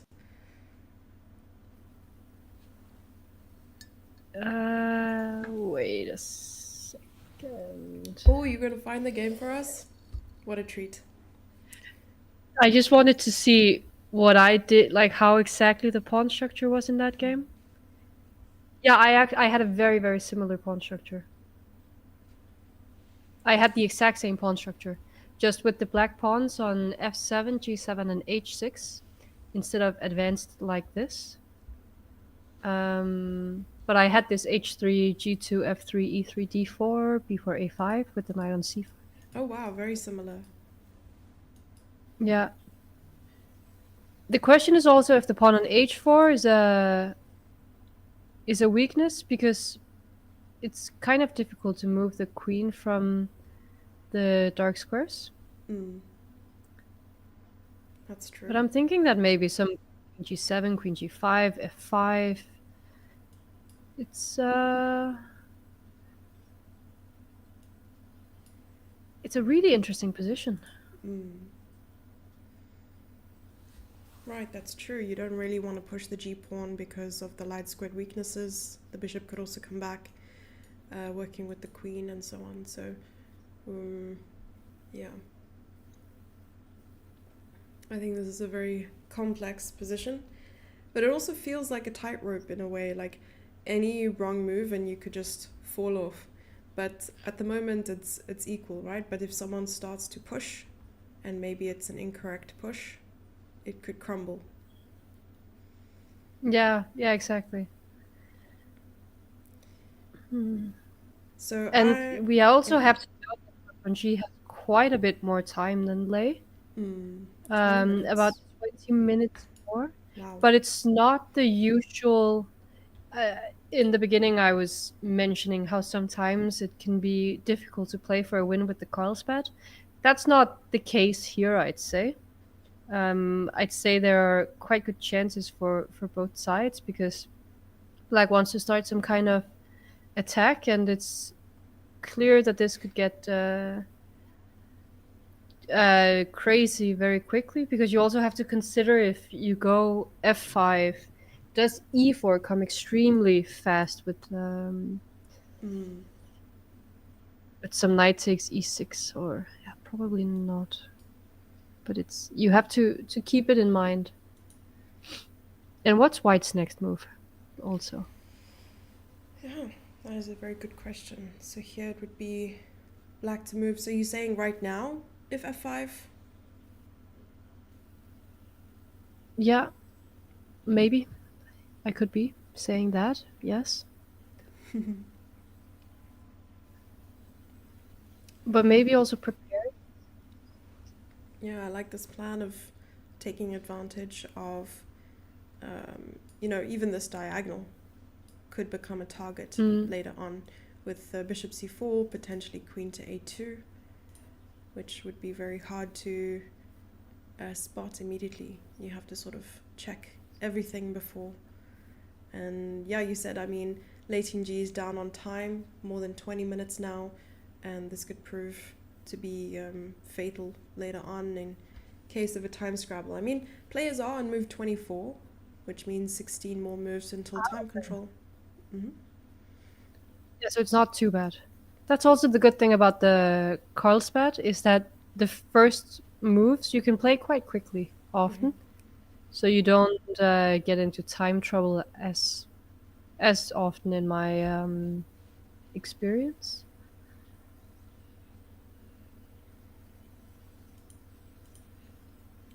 But yeah, it will be interesting to see what she plays. I think queen.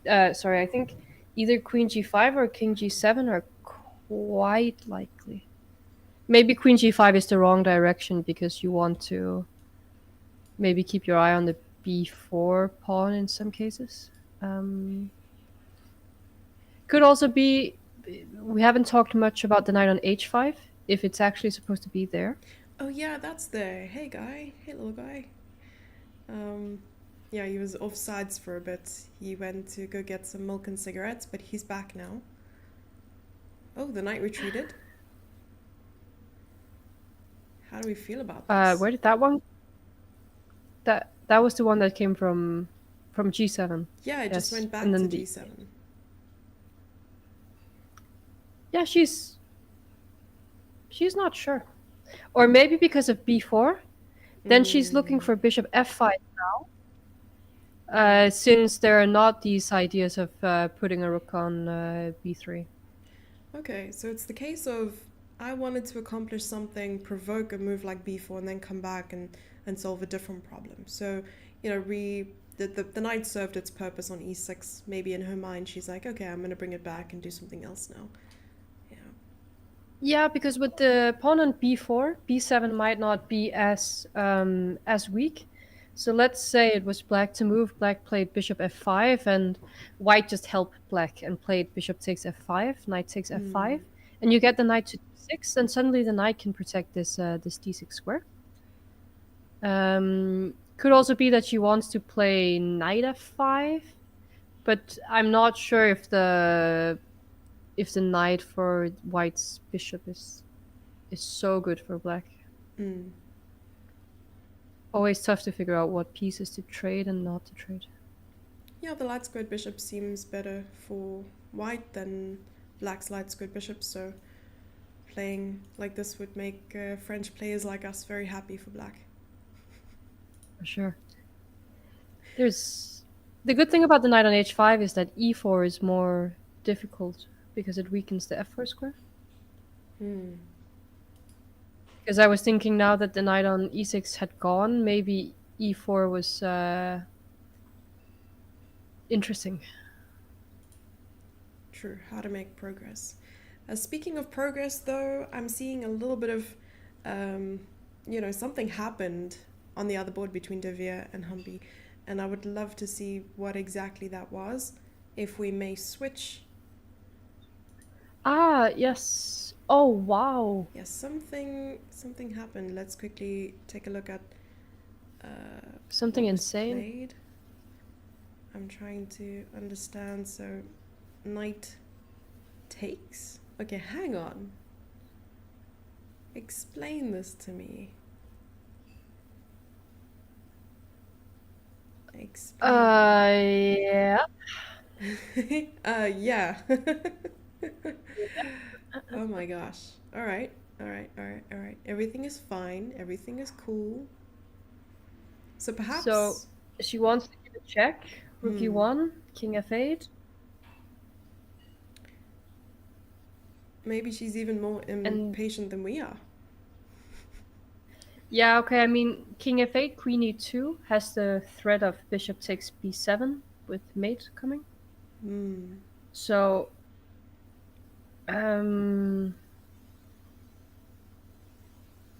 wow. There's only one move in this position. There's only one move that black can play, and that's king to d8. If king f8... Yeah, I was actually... yeah. I was just thinking that you might not even be able to go king f8. Well spotted. I mean, king d8 still covers the e8 square with the rook, which must be the reason exactly. why. King f8, queen e2, or what? Yeah, queen e2. Let's quickly take a look at this line. I meant with king f8. Oh, king f8. King f8, queen e2, I believe. And something like knight to c6. But now I'm wondering what exactly is going on. Maybe... Oh, your move! d5! Oh, d5. Yeah, d5, knight e4, and then probably check first, right? Yeah, check, king g8, and then take the knight. This is a bit chaotic. Let's see how long she spent on this move, though. Let's go back a couple moves. Because 12 or 15 minutes? Yeah, she thought a long time. 12 minutes. Very, very good, yeah. Yeah, and I can hear the sirens in the background. It's like, call an ambulance, but not for me. Very creative, for sure. This knight takes c4. Didn't see it Okay, coming. but then...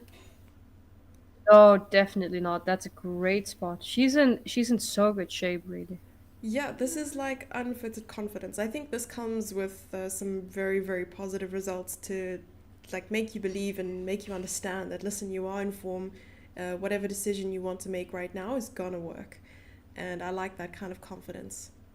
It's very, very good. Yeah, for sure. For her, yeah. I mean, if she was playing an open tournament and had 0 out of 8, then maybe knight takes c4. King f8 is played. Oh my gosh. Oh my gosh. King of 8 is on the board. Humpy Canero But does probably. that mean that Divya is completely or what? So now. I don't know what the end now Yeah, I is. mean, it's like +2. This Oh king. wow. Like, King d8 keeps equality. Keeps equality with like 0.2. But King of 8. And I think they're still required. Like, you have to be very accurate here. Like, move order might be very important. Because what happens if bishop takes? I think it's just queen takes, right? Queen takes. Yeah, Queen okay. e2 and Bishop takes is yeah. So I don't I think Queen e2 is incredibly natural. I have a tough time believing that she would consider much else. mhm. But I'm very curious about King d8, what White was supposed to play there. Right. So King d8. I think it was still Queen e2. Threatening mate, so rook e8. Rook e8. No, it seems a bit crazy.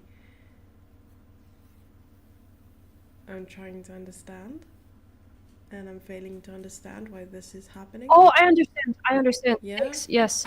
Knight takes, king takes, rook e1, and then Oh my you gosh. play that first. Oh yeah, of course you can just play like this first. Bishop g4. Bishop g4. King c6. Okay, this is a little bit crazy.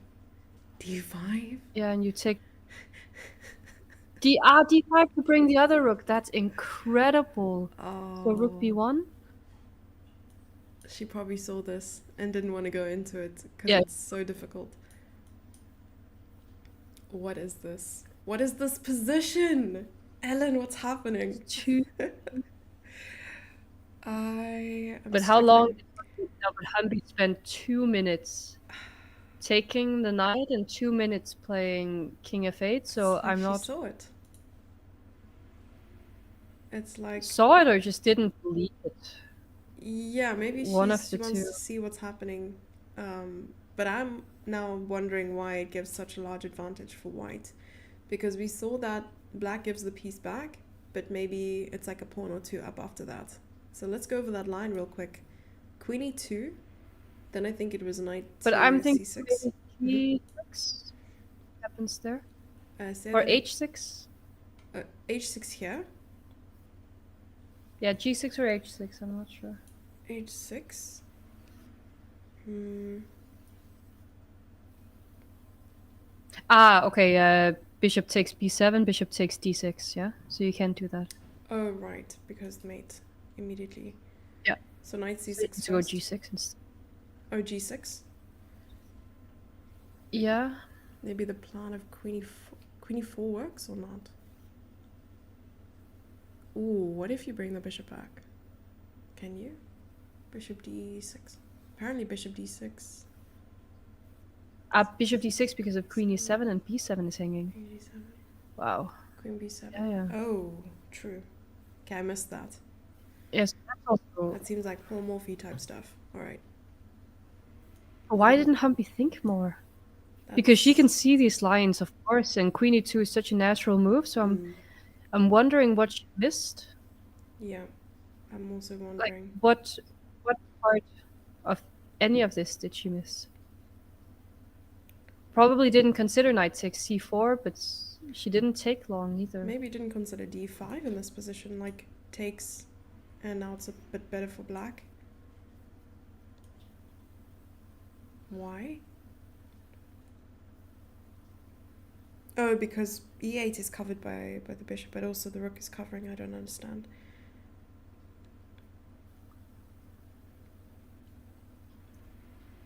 But here at least, black is getting something. Mm. d5. Wow. Yeah, we can take a look at d5. So queen e2, knight c6, d5, and what are the options? What is something natural here? Probably queen d7.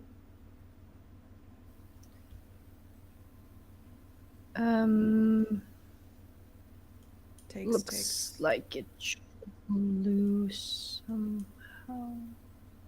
There was also queen takes c4. Oh, at what I point? don't Yeah. know if just Maybe. No, but here maybe there's knight a5. Oh. Maybe you mean But this okay. position? Knight a5. No, but then there's queen e7. Hmm. So queen But d7. queen e7, g8. Well,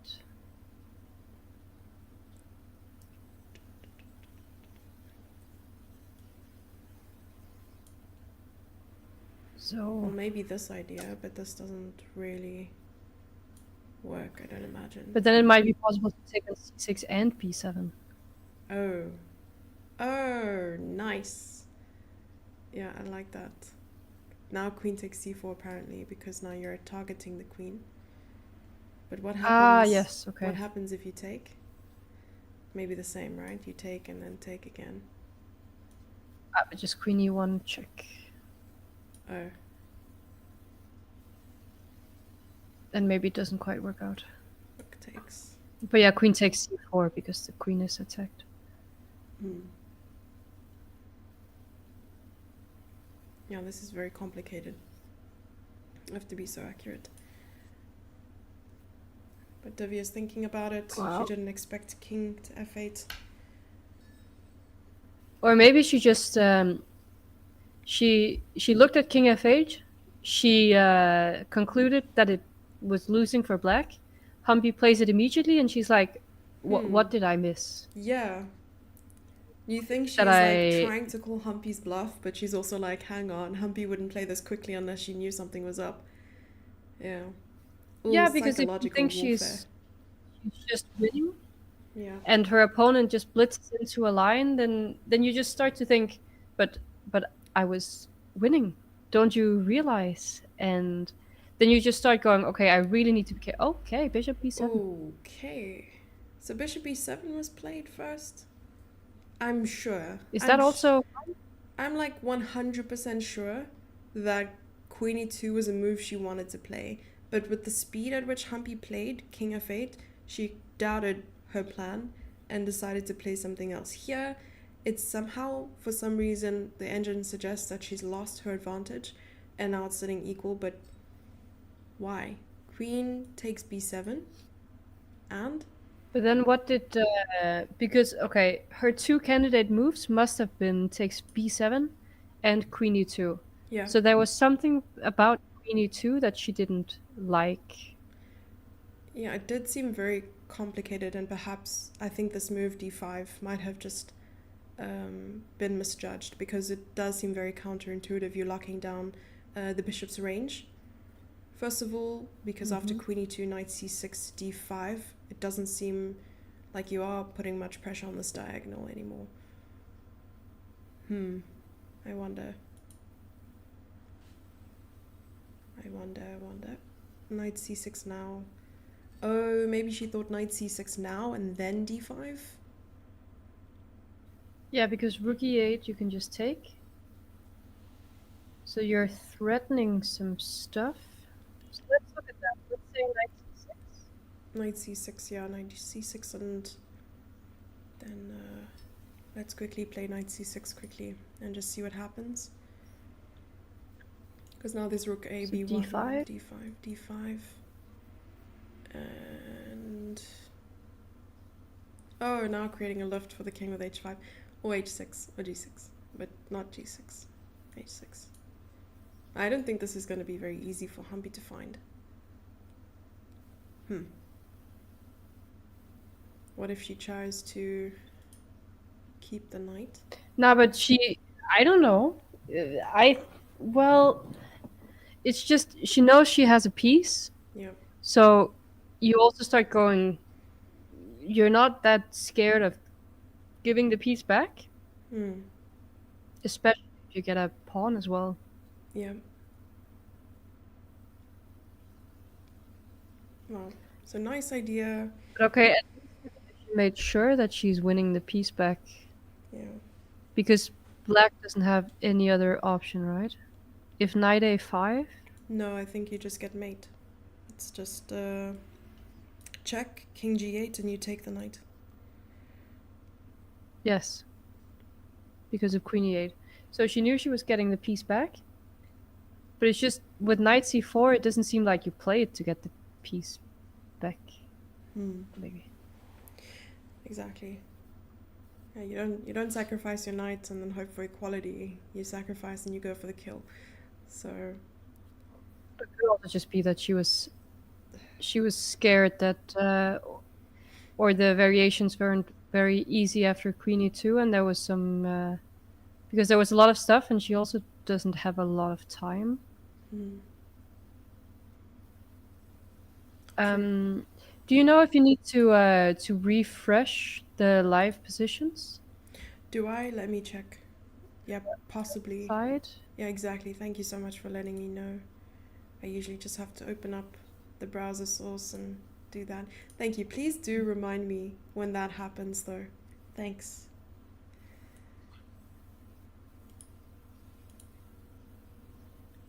There's a question in the chat: if Divya wins the World Cup, if she gets the Grandmaster title. So we spoke about it. And I'm actually not. Yeah. So we spoke about it. I think it's not for sure. Well, I mean, I It was should be in the speaking to Katarina about this, and chat agreed that GM would be awarded, but it is the Women's World Cup, and I think you only get granted Women Grandmaster according to the regulations, but perhaps the regulations were either updated or maybe I read them wrong, so someone can correct me at any point. Just tell me whether that's true. Um, I mean, it does make sense, I guess.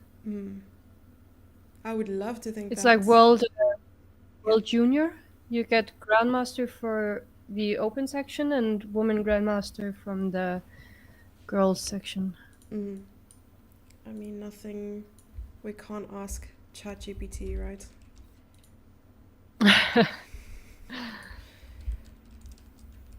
But probably if WGM is in the regulations, they're not changing it. It wouldn't make sense. Yeah, maybe I looked in the wrong place. But chat, you can do a deep dive and let us know. We have very good Sherlocks in chat. Yeah, they found the game from earlier. Yeah.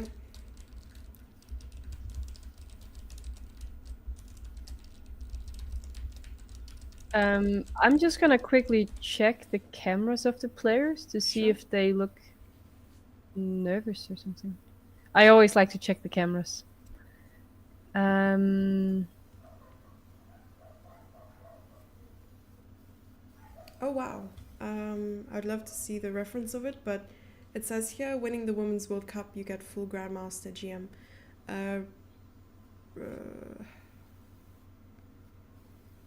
Well, ChatGPT said that. That's what ChatGPT said. And let's check its sources. Okay, knight c6 and d5 played. Okay. Also, sorry. Yeah, go ahead. Also. Yeah, just in the Tanchuanxi late Xingqi game. Tanchi actually did something that I considered, but never really believed. Because she played this idea with she pushed her pawn to f4, giving up on the idea of e4, and then she played knight h2 to f3, which is a fairly common plan, threatening to take on h4. I had a game, I think about a year ago, where I also got my pawn all the way to, I think it was to h3 though. And then it dropped off because the white knight, sorry, went to f2, taking on h3. Oh. And it's always a little bit tricky or annoying. But this is very, very committal from Tan. And now becomes a bit of a nightmare there on the king side. White. Yeah, so But now there are also ideas of king g7 and then f6 instead, if the white knight ever goes to e5. I'm hearing from my sources that it is direct GM in the Yeah, regulations. there's a article citing it as well, saying Divya Deshmukh can win the FIDE Women's World Cup and become a grandmaster. Here's why it's significant. So thank you so much for clearing that up, chat. According to FIDE's table of direct titles, the international title regulation, what does it say? Um, Winning specific elite competitions include. Yeah. Yeah, Women's World Cup. Okay. Yeah, I love that. That's But perfect. do you think that well, I don't think Divya would mind to get the GM title, but do you Mm. think that she would actually prefer to get it in the more normal way? In the traditional sense. I think she will still aim to, prove herself in that sense, like getting over 2500 and performing as such, but I don't think she's going to complain for Yeah, getting the title even earlier, yeah. Excuse me. yeah, because that's Yeah. something I've been wondering about. Because Mm. obviously she has the ambition to do it, and it's Yeah. something that she wants to do. It's just if like what she prefers. I mean, if she gets it now and then makes two GM norms later, in some sense it doesn't really matter. But Who says no yeah, I to don't know. direct title? Yeah. But I think maybe it could even happen at the same time, right? So she got her first GM norm at this tournament and then winning the World Cup, getting direct. But I know how difficult it is to um, get norms. And I've also seen instances where norms have been cancelled as well. Do you have any Women Grandmaster norms? Can't say that I do. Yet. Unfortunate. Yet, well, then I need to play chess first. Come back. I want find me a tournament, and then I will consider. All right. Yeah, that's dangerous. Be careful. I might actually have a calendar for you. Yeah. Oh, Yep. very nice. Very, very nice. Oh yeah, true. Gary has like 9 IM norms, no title. Yeah, it's difficult to Well, get the norms and the rating. It is tough. yeah, there's also a Danish guy. Mm. I think he has 5, 6 IM norms or something. Wow. His brother is an IM and he's an FM. Oh, what's his Um, peak rating? he's never. I'm actually not sure. I don't really know him. I just know that he's famous for having a lot of norms. Ouch. Not a great thing to be famous for and then not actually achieving it yet. I mean, imagine reaching peak like 23.99 and you're like, come on, come on. Oh, but this did happen. Sam Collins, Yeah. from Ireland, I think he had 24.99 or something. Needed a draw in the last round. Has all three GM norms, I think. He was winning in a game. His opponent offered a draw, but he was like, "Oh, I'm winning anyway, and even if I don't, I'll get GM." No. And he actually ended up losing the game, and then he went down to 2400 something. Never got the GM title.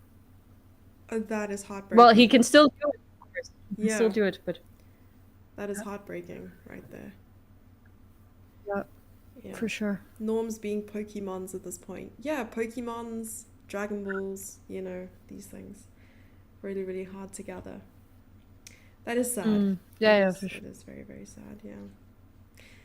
But you know what? We are in a very cutthroat industry. It takes no prisoners, unfortunately. Well, That's why you left us. uh, I'm still kind of a prisoner, I'd say. I mean, I am here today, so can't leave it entirely. It's like Hotel California. You can check out, but you can never leave. Um, so knight f5. I don't know. What do you make of this position? I'm extremely confused. Oh, an h5 by Humpy. I actually oh, loved the h5 move. This rook h6 idea. yeah.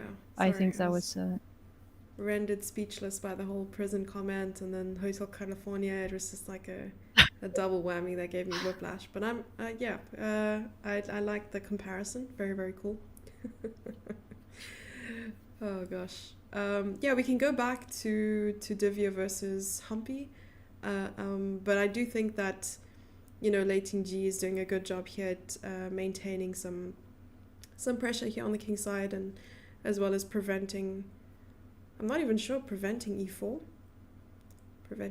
from happening. Sorry, yeah, Which game are we on? I don't think she will ever. I don't think she will ever play e4 here. Okay. Ton. Hmm. Or maybe, I don't know if she ever gets some e4 d5, but definitely with f4 it seems less tangible. I liked black's position. Me too. I think it's much easier finding plans for black. Yeah, it's like the turns have tabled. It was easier Indeed. for white, and now might be easier for black. All right, let's go to Divya versus Humpy. And yeah, the live position suggested h5, and you mentioned that you really like this idea instead of h6. Going for glory, going for gold, then probably, taking one of these knights is going to be white's next priority. It's crazy after that sacrifice though, Ellen, that suddenly it's like giving them equality, exactly the same pawn structure as well, and just bishop versus knight, unless both of them come off the board. Maybe rook. No, I don't know. Because I was thinking that if I was Divya, if she won her piece back, maybe. Could you say that again? Sorry, the last part. If she wants her piece back. Yeah, I mean she won her piece back, so maybe she wants her pawn back as well.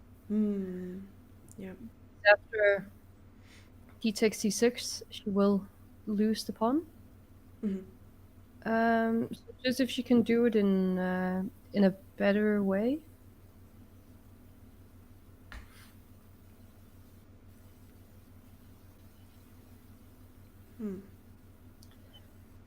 I think we might maybe take c6. This. But then you're kind of forced to take on d6 also. Oh. But okay, there is the variation rook a b1. Yeah. Queen a6. And maybe now take c6. Oh, taking on c6 first. Or yeah, take d6 first. Take d6. Might even be the better move for her. Take and then take. Because this pawn way... takes, pawn takes c6. If you have... Queen takes. Queen e7, check, king g8, and queen e7, rook trying to like bring the rook in or something like this. Yeah, exactly. Yeah, and now you have some threats. I think something like rook of... Okay, rook of 8 is not gonna help a lot. Maybe rook...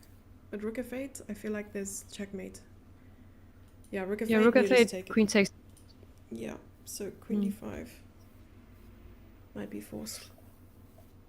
Yep.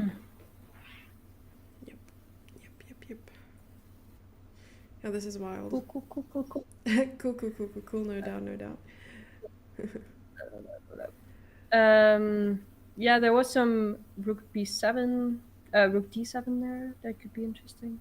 Rook d7, let's check it out. Wait. I'm liking it. And rook d7 to get the pawn. Yeah.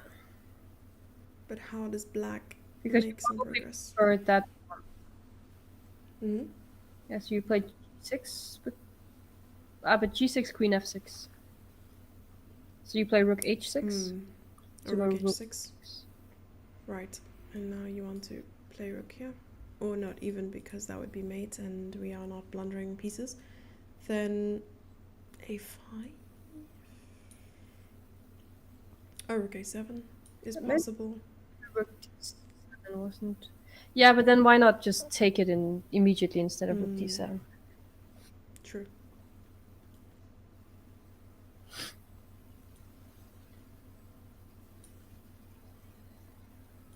rook f6.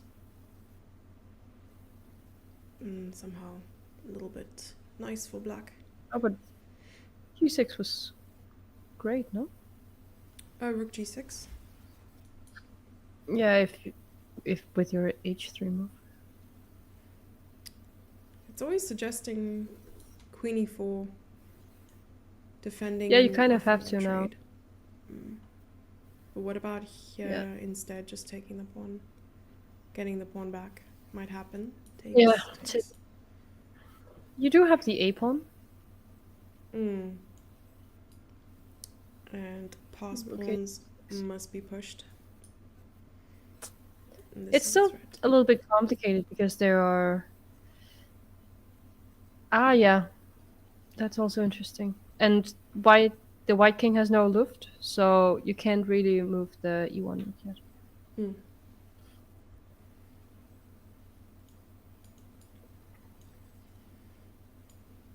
Yeah, I'll have to come back and see what happens after h5.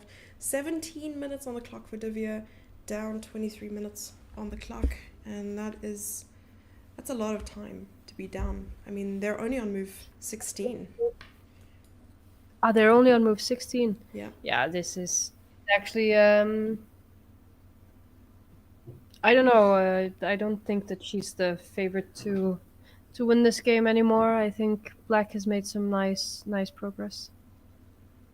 Really nice. With this rook h6, I really feel like Black is in danger. Yeah.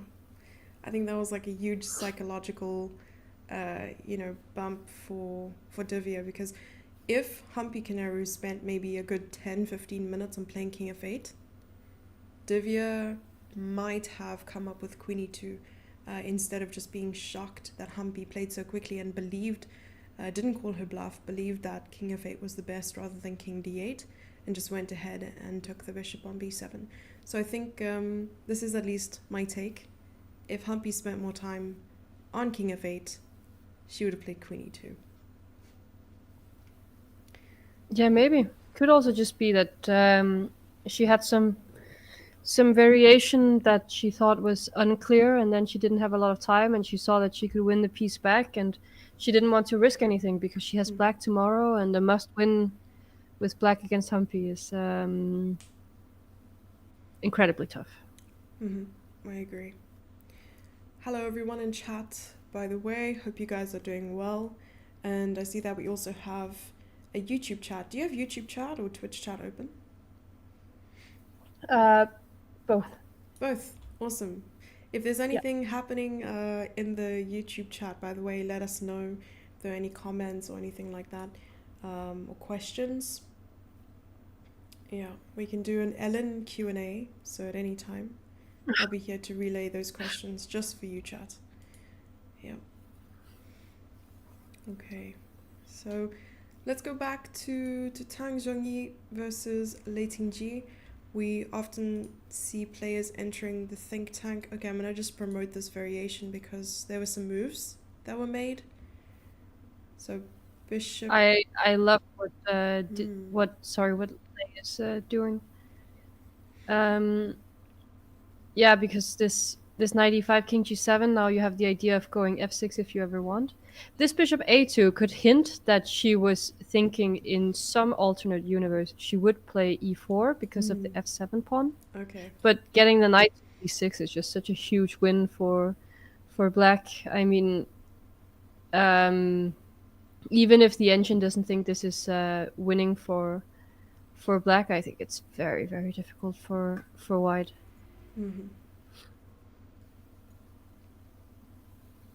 Yeah, knight d6 is stopping e4 because now maybe Black could play, knight to e4 herself. So the bishop might retreat. I think the bishop might come back actually. This is possible. Yeah, what's your plan with Black here?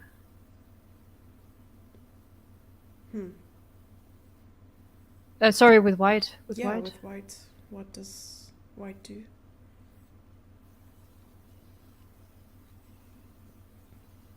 Very good. There's no I mean, all the pawn breaks are out of the position somehow. Your only real idea is,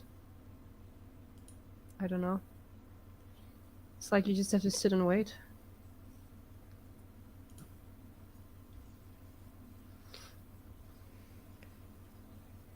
Oh, chat says YouTube chat doesn't exist. Don't hate on YouTube. This isn't a Twitch versus YouTube situation. When Is it last. always kind of a Twitch versus YouTube situation, though? Let's be real. A question says, when last did Humpy win the World Cup?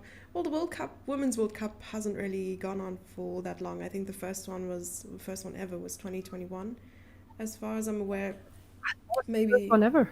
yeah, maybe it existed like back in the day.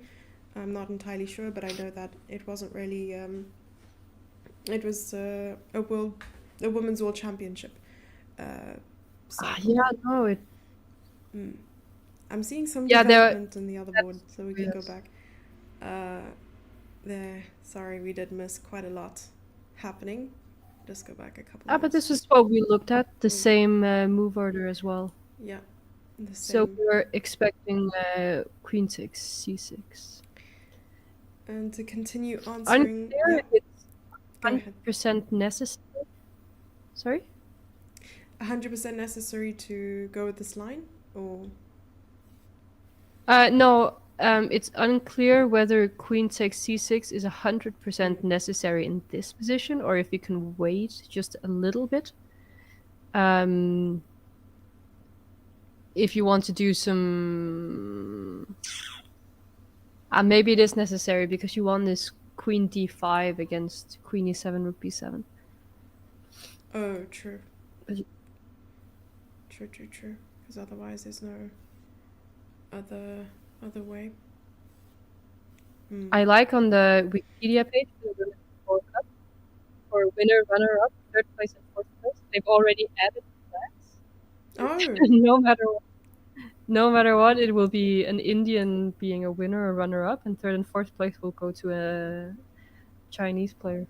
I like that you mentioned that. It is the first time ever that the Indian players have even made it past the semi-finals. So now that we have an all-Indian final, and it's exactly what I would hope, or what I'd hoped for, and what I predicted from the start of our like commentary. Because I think Lichess only really started commentating on this tournament from the quarterfinals, and that's when all the action really, or things started heating up a little bit more.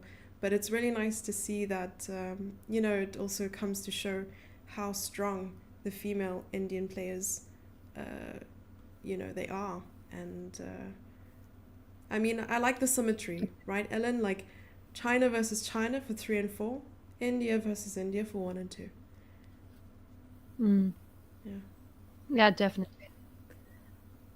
If you were to predict the match results between the two boards, what would you say? I'm liking Lei's chances Mm-hmm. because of her position right now, and with the black pieces as well. Um, I'm getting a little bit worried for Divya. I mean, of course, I don't think she will lose this position, but it will still be quite a hard pill to swallow. Um, also going, I mean, not winning the position when she realized she was winning, also because she probably looked a lot at Queen E2, Mm. trying to figure that one out. Yeah. And then okay, she has black tomorrow. Doesn't mean she's gonna lose. She could for sure draw. I just think the trend is right now going a little bit is in Humpy's direction. Mm-hmm.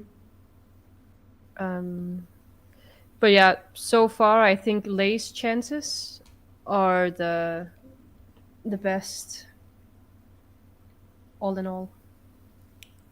It's a really solid answer. I like it a lot. Yeah, I mean, Divya had this power move of knight takes c4. Brilliant idea.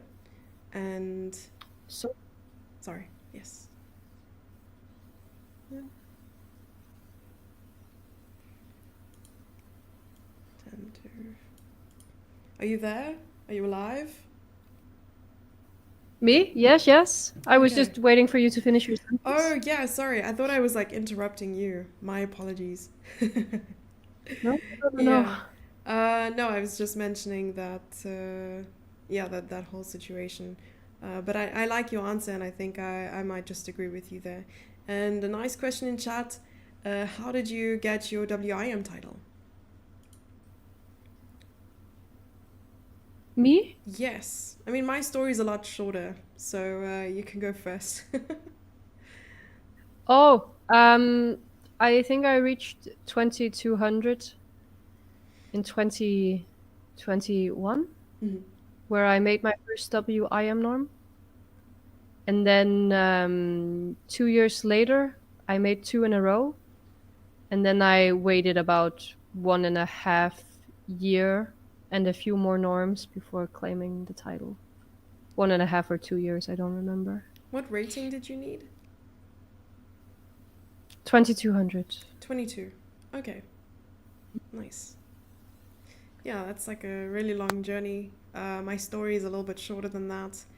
I wasn't, unfortunately, 2200, never crossed over the 2100 mark. I was about 1800 back in 2016, where direct titles were still awarded regardless of your rating. And I won the African zonal tournament. Yeah, it was hosted in Mauritius, and I was 19 at the time, but yeah, got awarded the title directly, which was quite nice. And always wanted to prove that I, you know, deserved the title, but I'm not there yet. Hopefully one day. I want to be like Ellen when I Yet, grow up. I want to be like Divya when I grow up, That's a good milestone. playing moves like knight c4. Exactly. Right. Right. You know what? Mm. Same. Same. But no, I'll be like you first, and then like Divya after some time. And then Magnus, one step at a time. Love it. These are the goals, guys. They're not milestones, they are chess players. And Rook b4 was played instead of our, sort of thought Queen c7 would be automatic. But, Divya has the check in the bag when she needs it. Why not go after a pawn? This might be clever as well, Hmm. because if d5, queen Hmm. e7, king g8, rook d7, there is no queen d5. So maybe the True. queen will become more misplaced. Right. It would be forced to go to a square like g6. I mean, we can go over this line. Queen e7, king g8, rook b7, and queen g6 maybe. I don't know if queen f6 is also to be considered to kind of force the exchange. Mm. But then trade and rook d7 maybe. Oh, true. Yes. Rook d7, I like it even more. Yeah, rook d7 or rook e7. Mm-hmm. Rook e7 might be better. But our back rank might be sad. Mm. Yeah. Both of these ways to get the pawn back. Yeah, tough to. But Divya, she has some rook endgame experience now. True. Very, very true. Nice. Yeah.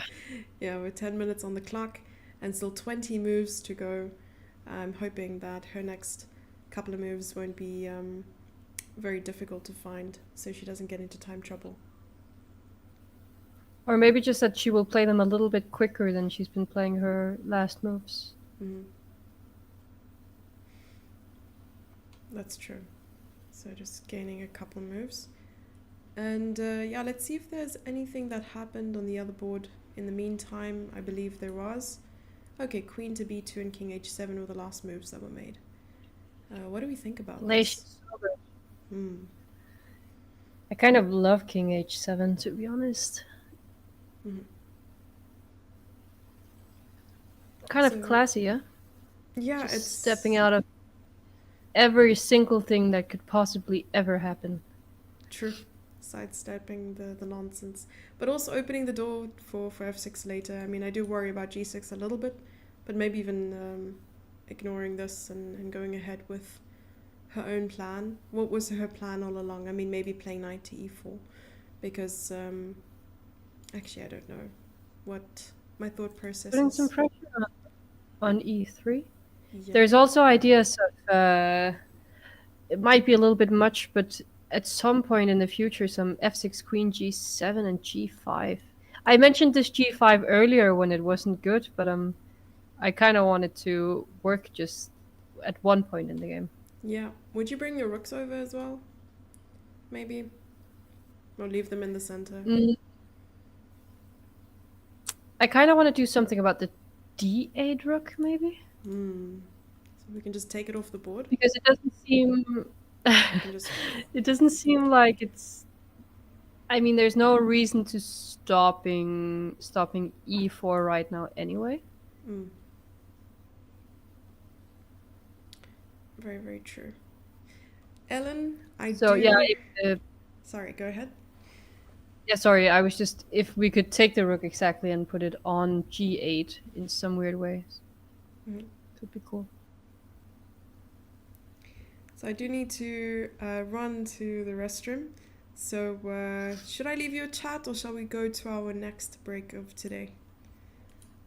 Yeah, let's take a break. Sounds good. I think there will also. I think it's a good time considering the positions and time clocks and everything. Okay.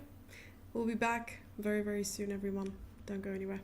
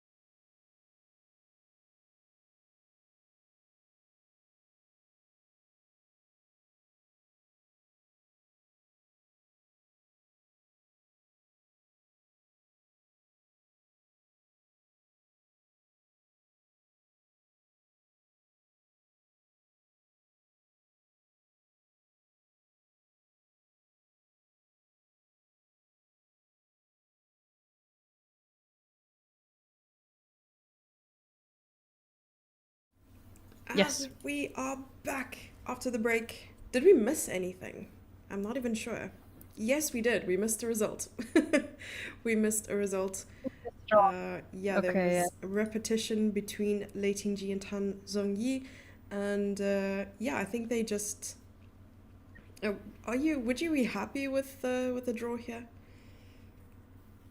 I mean, um, I think it's fair Hmm. because if you're lay in this position, you might understand that strategically you're better, but at the same time, if you have to go for the win, you also notice the lines that I was saying was all sorts of f6 g5.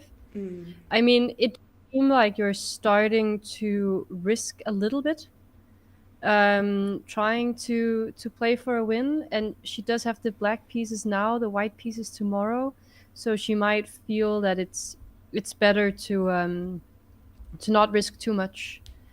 Just say that she was the one that had the upper hand in this game, and then she will try to bring that sort of trend to the next game after having outplayed Ton. Hmm. Very, very well put. Let's hope that Lei Tingji will play equally as well tomorrow against Tan Zhongyi. But yeah, I'm sure they are, very comfortable playing against each other, having come from the same country, and also probably having many, many games against one another. I'm not sure if they've ever played in this match kind of format against each other, but yeah, tomorrow will be very interesting. All right, so shall we go to the only game remaining between Divya Deshmukh and Humpy Kaneru? And I don't think a single move has been made. Is that correct? Since we last saw it? Yeah. Yes, seems like it. Humpy, she's taking her longest think of the game here. It's I think it's fairly good that she's thinking for so much because this book before is actually a little bit more what can you say challenging than maybe the Queen E7 Rook B7 that we were looking at, because I mean you have to figure out how do you defend the pawn? Do you defend the pawn? And it's not so easy to see how the game is going to develop from here, and you need to decide what direction you're going to take it in. Very true. Yeah, she's been thinking now for over 20 minutes. The last, when it was like the start of her move, she had 40 minutes, and now she has 19 minutes left on the clock. Just went back a move to see what was going on. What do you think she's thinking about here, though, in this very moment?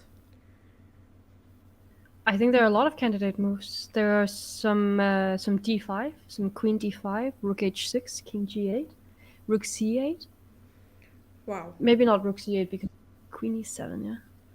Yeah. There's rook e8 to consider. I mean, the rook end game is very important to consider because you might just be able to make a draw with black immediately. Mm, Um, very true. so there's she also has to decide what she wants to try. She could try to exploit that Divya doesn't have that much time, but at the same time she's spending so much time, so she also doesn't. I don't know. Mm. Right, I What do you think? completely. Who would you see? The engine bar says it's equal. Who would you take here? White or black? I like the white pieces just because, white's king is safer than black's. The rooks are active. I would worry a bit about how I would connect the rooks or at least get them active here for black. And even though there are so many candidate moves, that could potentially also be a bad thing because it also opens up more room for error. And, you know, Humpy is a very strong and capable player. There's a good chance she'll find a perfect and accurate way forward. But for players such as myself, perhaps I want fewer options or easier play, and I would choose the white pieces. And you? Yeah, I just realized that it was a terrible move because of the group on h8 in the end after traits. So let's disregard that one. And Rook yeah, c8 was I'm actually played. I mean, yeah. let's say it was played. Yes. So Yeah, I mentioned rook c8 and then I said probably not because of the pawn on a7. Yeah, you But still have okay, this. the thing is, as black, you know you're going to give the pawn back. You don't really have a choice, and then you have to decide what pawn do you want. Mm. You're probably going to lose the a7 pawn anyway somehow. So maybe keeping this queenside or center majority, is it? Is better because there are some d5, d4 opportunities later, and the a pawn is not very far advanced, not very dangerous now. And if queen e7, king g8, queen takes a7, it could also become potentially dangerous for white. And we also need to consider that white doesn't have Luft yet. That's very true. I don't know. I'm liking this this rook c8 actually, and I don't know. I think it's a tough position. H4 ideas in the air. I don't know who I would. I don't Yeah, know. I like it. Imagine seeing this pawn yeet on both boards. I mean, we saw it reach h4 in the other game, and maybe h4 in this game soon to be, but it's just a matter of Like time. I said, Yeah. Harry is just always good. What can you do? Yes, Yeah. Harry the H pawn moving up the board. But it's I like what you said that you have to sort of select which pawn you're going to give back since one of them are going to fall. And here it seems that Black was very content with the fact that a7 might be that pawn.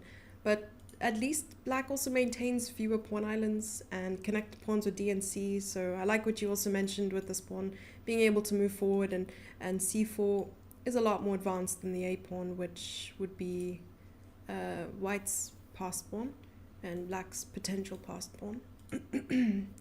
So I wonder here. Maybe Black could even play this move, locking the queen out. So something like queen takes, and then rook Yeah. c7, and if White prefers to check or something like that, king h7, and it looks quite good for Black, I think. I mean, yeah, for Yeah. Black. Definitely interesting because I was considering, or I was thinking that as black, you have to make the decision about how you want to develop that rook on h8. Mhm. If you want to do it via h6 or the eighth rank. And maybe white is actually in the business of doing some rook b8 to trade off one set of rooks. With rook c7, you do avoid the rook trade. Maybe because there's also rook b8 and then take on h8, but you don't really want to trade the undeveloped rook. I don't know. And then there is the thought of the queen endgame, like rook c. The queen trade with rook c7, queen b6. Oh, true. Yes. I don't know. This position turned from tactical to strategic very quickly. Yeah, I like that. And with the queens off the board, Black is still left with one undeveloped rook temporarily, and White could try to take advantage of that and target some of the pawns on Black's side of the board here. So if takes, it could be quite nice for White. Maybe rook h6 immediately could be played. Yeah, and then rook d1. Rook d1, rook a7. Something like Yeah. this. Yep. Right. Live positions. But it seems a little bit scary for white somehow. I don't know. I'm very interested to see what she will play in this position, like how she wants to develop the rook. What course of action she's choosing, because I'm very unsure. Like rook a8. True, but the rook You have to go b8. b8. Yeah, maybe this might Trade have to king happen in king h7. h7 and like bringing it back with check, something like that. I was even considering. Yeah. What was played? Rook h6. That's nice for black, right? Yeah. Okay. So she did go rook h6. Yeah. Very, very interesting, because I think, I can't say it for sure, but I think it was a huge decision how to develop the rook. But then again, it wasn't so easy to develop it on the 8th rank because of the f7 pawn hanging. How does white want to play here? Rook b8? Do we want the rook trade? I can't tell. Yeah, I thought it was between maybe trying to get the pawn just to protect it with the rook, because if rook a8, you're not really forced to play rook b8 anymore. And another, on the other hand, you also want to create that lift that we spoke about for the king, and just get the king some freedom and the rook freedom too, because the rook is just babysitting the king at this point. Yeah. Yeah. Yeah, I mean, if white had some luft, you would also consider rook e7, for example. Mm-hmm. Or we might see queen to d4, just centralizing the queen as well. Yeah. Mm-hmm. So even more options for white. 7 minutes on the clock, But and still 18 moves to queen go. d4 is rook e6, I think, Rook e6 probably to taking. support the pawn center more. True. Or does it just weaken the pawns? Ah, no, you can. I don't know. I I'm so also have confused. no idea at this point, because on one hand, if you take and then play rook b6, there's queen a4. Oh, queen a4 doesn't really attack or do much. Yeah, then queen takes d6. Yeah. Yeah, that's why there's not really a way to exploit this at the moment. Hmm. So maybe this was just bad, not rook e6. What else is there? Queen d4 and. G6. Ooh, you can stop rook b6 by playing this. But then you're also blocking your diagonal. I like rook d6 more, yeah. Ah, but if g3, there's no h. There's queen f3. Hmm. But then rook c4. Yeah. Oh, rook g4. How are we feeling about this Ah, one? with h4. Yes, yes. Because This is I was snazzy. annoyed not being able to play h4, but and if you have to go queen d1, yeah. Now d5. Yeah, maybe now d5 would be the way forward. Uh, or g6, just to like solidify the entire like pawn structure, Yeah. and then going for like either king g7 because queen d4 is no longer available. But yeah, it's still looking. I mean, black is looking a lot better than a couple moves ago. Yeah, definitely. h4 is on the board, ladies and gentlemen. Yeah, it makes a lot of sense. Mm-hmm. But now it begs the question: rook g6. Do you still play g3 then?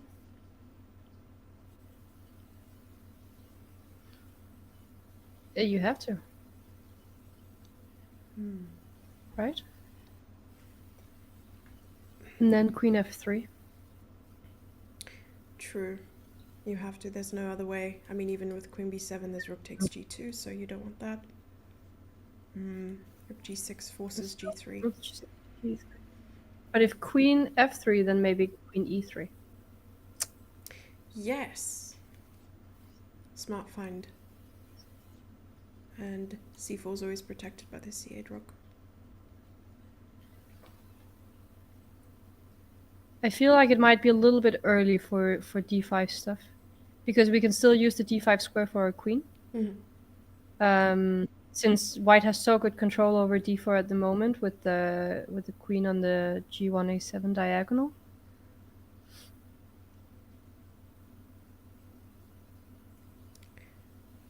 Yes. Let's take a look. And if rook e6 now? Rook e6.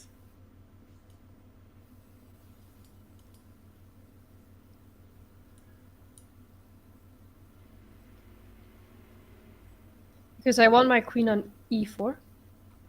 I don't think there's a way to defend g7, right? So take in here. Oh, wow. That was not very nice of you. Sorry, I apologize. Yeah, that not nice in the good way. Oh, okay. Nice and okay. Sure.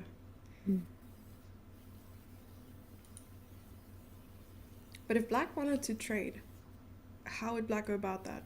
Because I don't imagine that, rook c7 is all that good.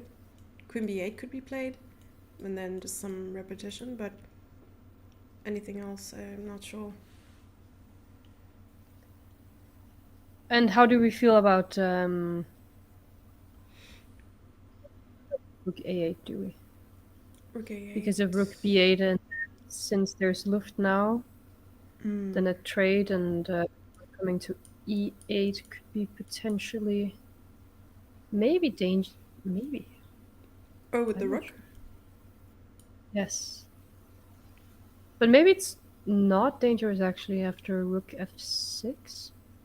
King is well defended. Rook F6 check, King Maybe G6, but white. Queen B1. Forget what I said. I was Oh just god. trying to check But them okay, because I rook don't. f5. Yeah, I rook admit it now. F5 and it should be fine. I mean, what about G4? Is G4 possible? Takes. Takes and H5. Rook h5. No, wait, that didn't work. Sorry. But king f6. King F6 probably, and you just like blended up one. Yeah. Okay, wait. I'm thinking. Just rook H5 now? Oh, that's so OP. Wow. Love it. Yeah, alright, that's the way. Yeah. But then maybe rook e8, rook e6. Rook E6 first. Then check King G6 and Queen E4. Nice. Yeah, probably. Yeah, I actually hadn't decided. I hadn't decided what to do because there was also king f6. I don't know whether to be extremely ambitious or if that's just stupid. Or just F3 Probably first. it's just stupid. Gosh. Wow. Yeah, it's a bit much. Alright, so there was a move, G3 was played. After rook G6. Okay, rook G6. Yeah, I think the rook might actually just sit happy on a square like G4. Like sitting pretty. Yeah, for sure. But let's say rook G4, rook B7. Rook B7, How Queen easy? D5. Is Queen D5 possible? Still this Queen D.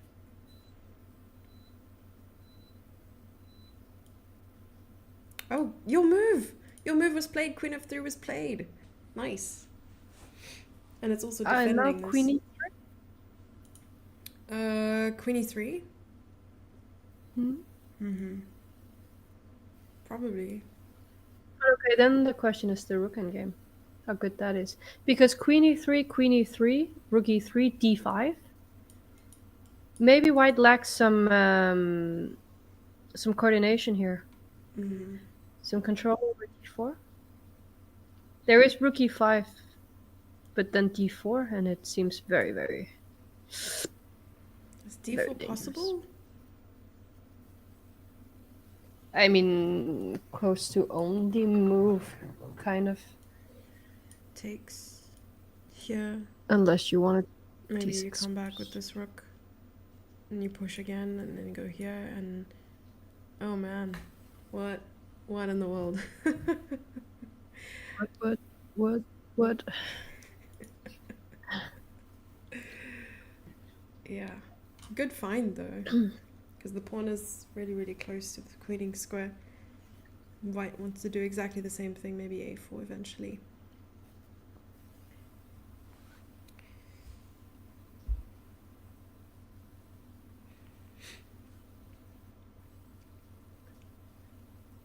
Yeah, I think Queen E3. When you see Queen E3 trade with E5, I don't know if that's scared. So wait, say that again with Queen E3. Yeah, if Divya goes Queen E3 here, trade, and D5, the very thing he was looking at. Yes. She has 5 minutes. Like, how scared are you here with white? Ooh. Scared enough to not do it? True. Like how...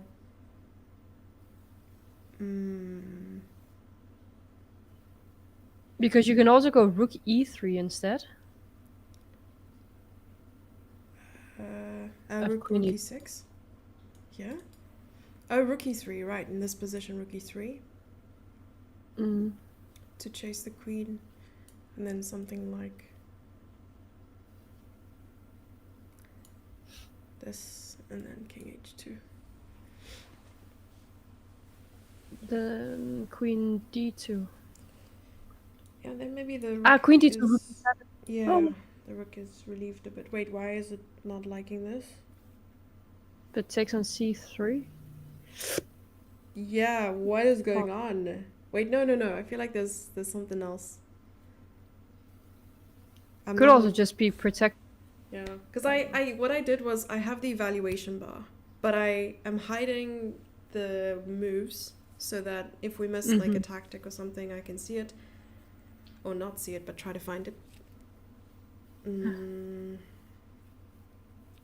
but apparently there's a tactic or something crazy here. Oh, what about just rook f6, right? Like rook f6, Ah, and yeah. you're just winning the pawn. Yeah, king g2. King g2, and now grabbing on. Yeah, now c3. grabbing on Because c3. yeah, Because f7's protected and you're going queen f3 next, maybe. it looks good. Easy I don't know, clap. Divya's going down on time. Yeah, I'm not starting to like it for her. The trend is turning. yeah. The tides, the turns have tided. Have tie-dyed. Yeah. 2.5 minutes left for Divya in this position with 13 minutes for Humpy Canero. How many moves do they still have to go? Let's check. So they're on move 24 right now, which is 16 moves until extra 30 minutes. Thank you so much for the raid, by the way, Master Chess Dojo. Welcome everyone to the chat. She looks a little bit tense on the stream. Now, I'm not one to do all sorts of body language calls, We have to but do going a down. body language dive. Give us all the intel. No, I just mean going down on time this much and having that many moves. Yeah, she can't be comfortable for sure. Right. It's yeah. Yeah, it's also a balance, right? I mean, if you're the player with more time on the clock, you have to weigh between like, do you move quickly or do you take that extra time that you have trying to figure out the best move on the board? And I mean, we've seen instances where maybe Tan Zhongyi, I believe it was against, who did Tan play? Tan played in the Played previous round. Divya. Right, yeah, Tan Zhongyi played against Divya. And there was a situation where Divya was down on the clock and Tan just started like blitzing out the moves. Oh yeah, in that Rooken game, she Yeah, had 24 minutes, right?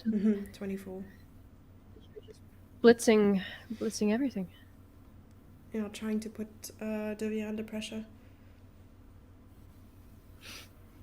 Rook e3, your move. What about Queen B7? Oh, Uh, sorry. Not at all. So what was your suggestion here? Queen B7, Queen b7. if that makes yeah, Mm-hmm.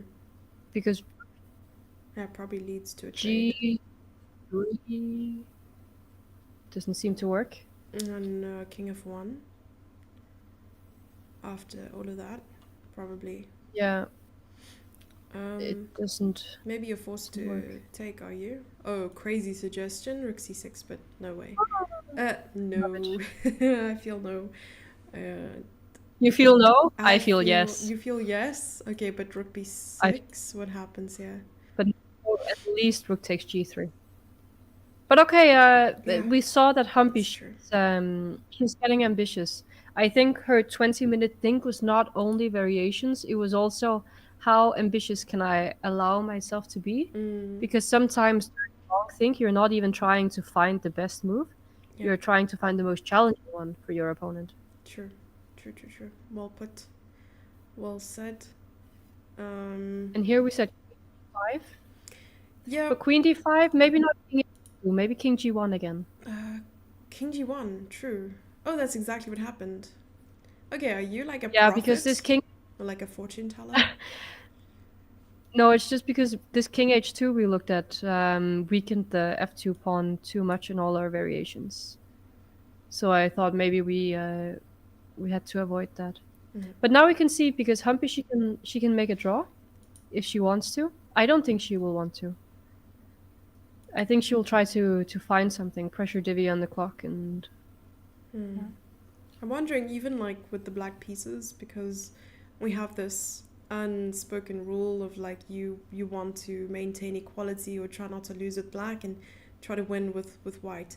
But if you're pushing with the black pieces, I mean, especially in an end game, yeah, maybe it's a matter of Divya's down on time. I'm going to try and use my extra time to find a way forward. But do you find that that affects you, like a little bit psychologically, when it comes to playing black pieces in like a must-win or very crucial situation?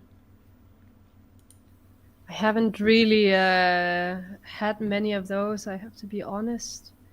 I did have one black pieces must win situation Mm-hmm. for a norm. Mm-hmm. But the problem was I was lost after 15 moves. I did stress a lot about what I had to play, from what I remember. But then I lost very early on, and I was Oh, trying to defend the position for 5 hours and lost. But ouch. Yeah, that's not fun defending the whole game. that's the only thing I can Mm. kind of. Yeah, I think if Divya loses, she's in a very, very tough spot tomorrow. Mm. We also saw, like we talked about earlier, the Animusichuk against Sanchonji game. Sometimes you just do crazy things when you have to win with black. Yeah, that's true. And Divya I'm not is. saying Divya should play Albin's counter gambit. I'm just saying it.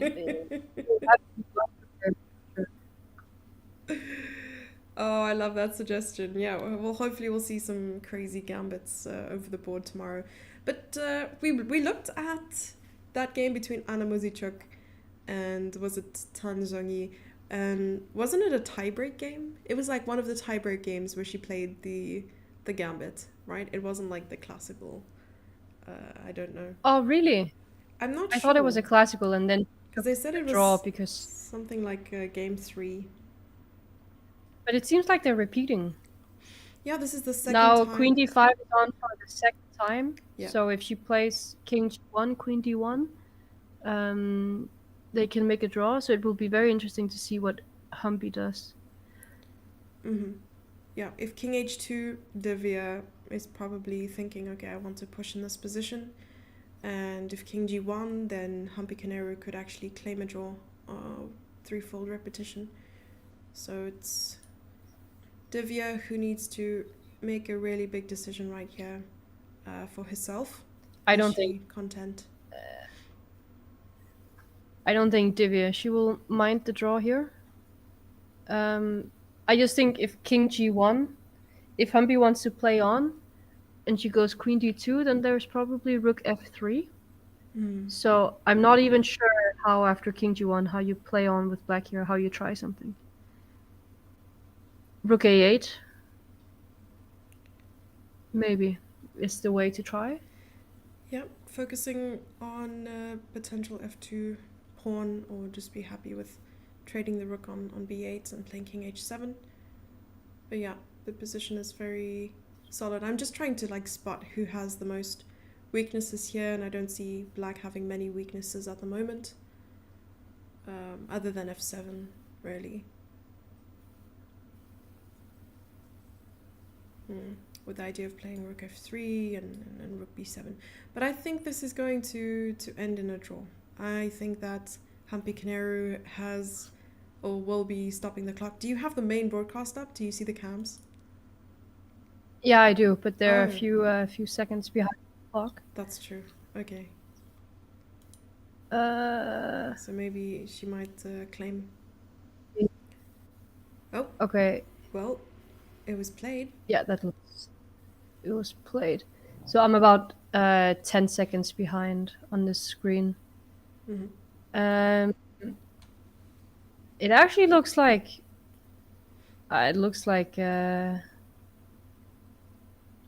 Divya. She's also a little bit disappointed.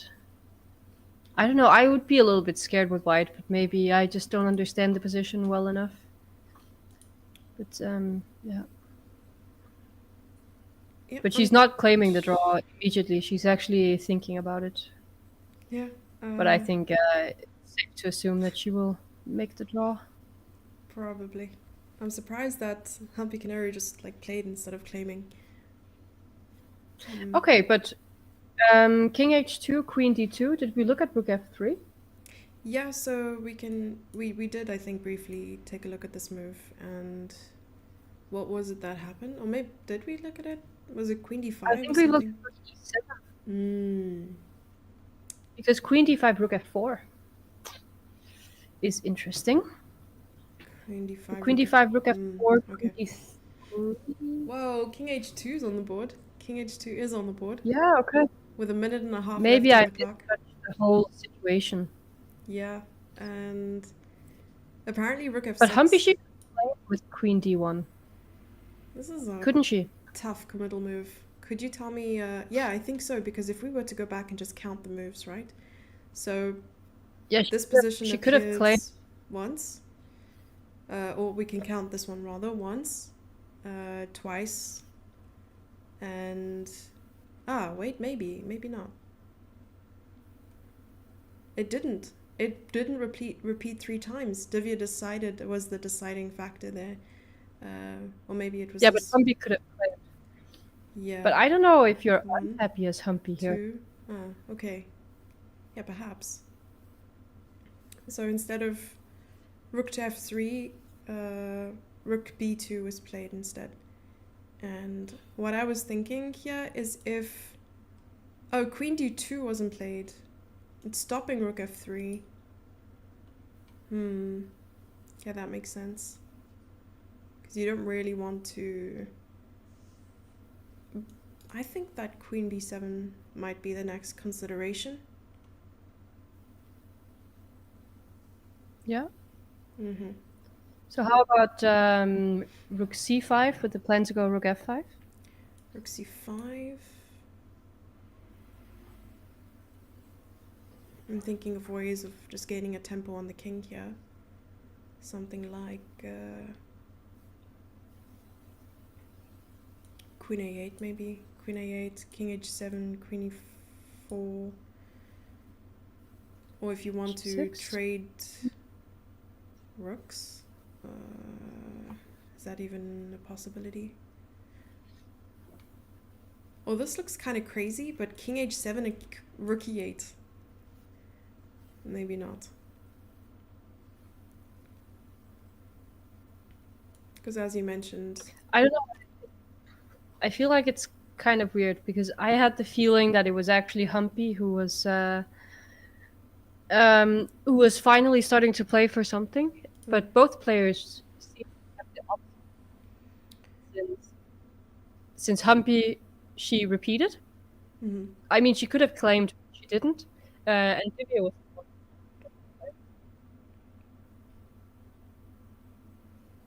But what move are they on? Down move 31 now. So on. Yeah.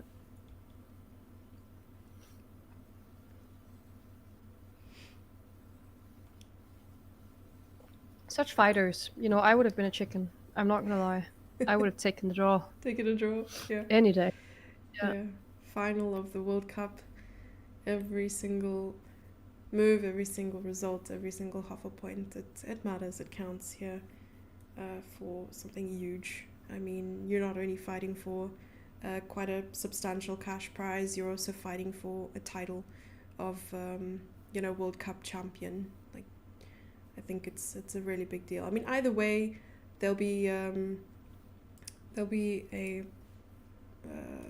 Indian World Cup champion, but who it is it's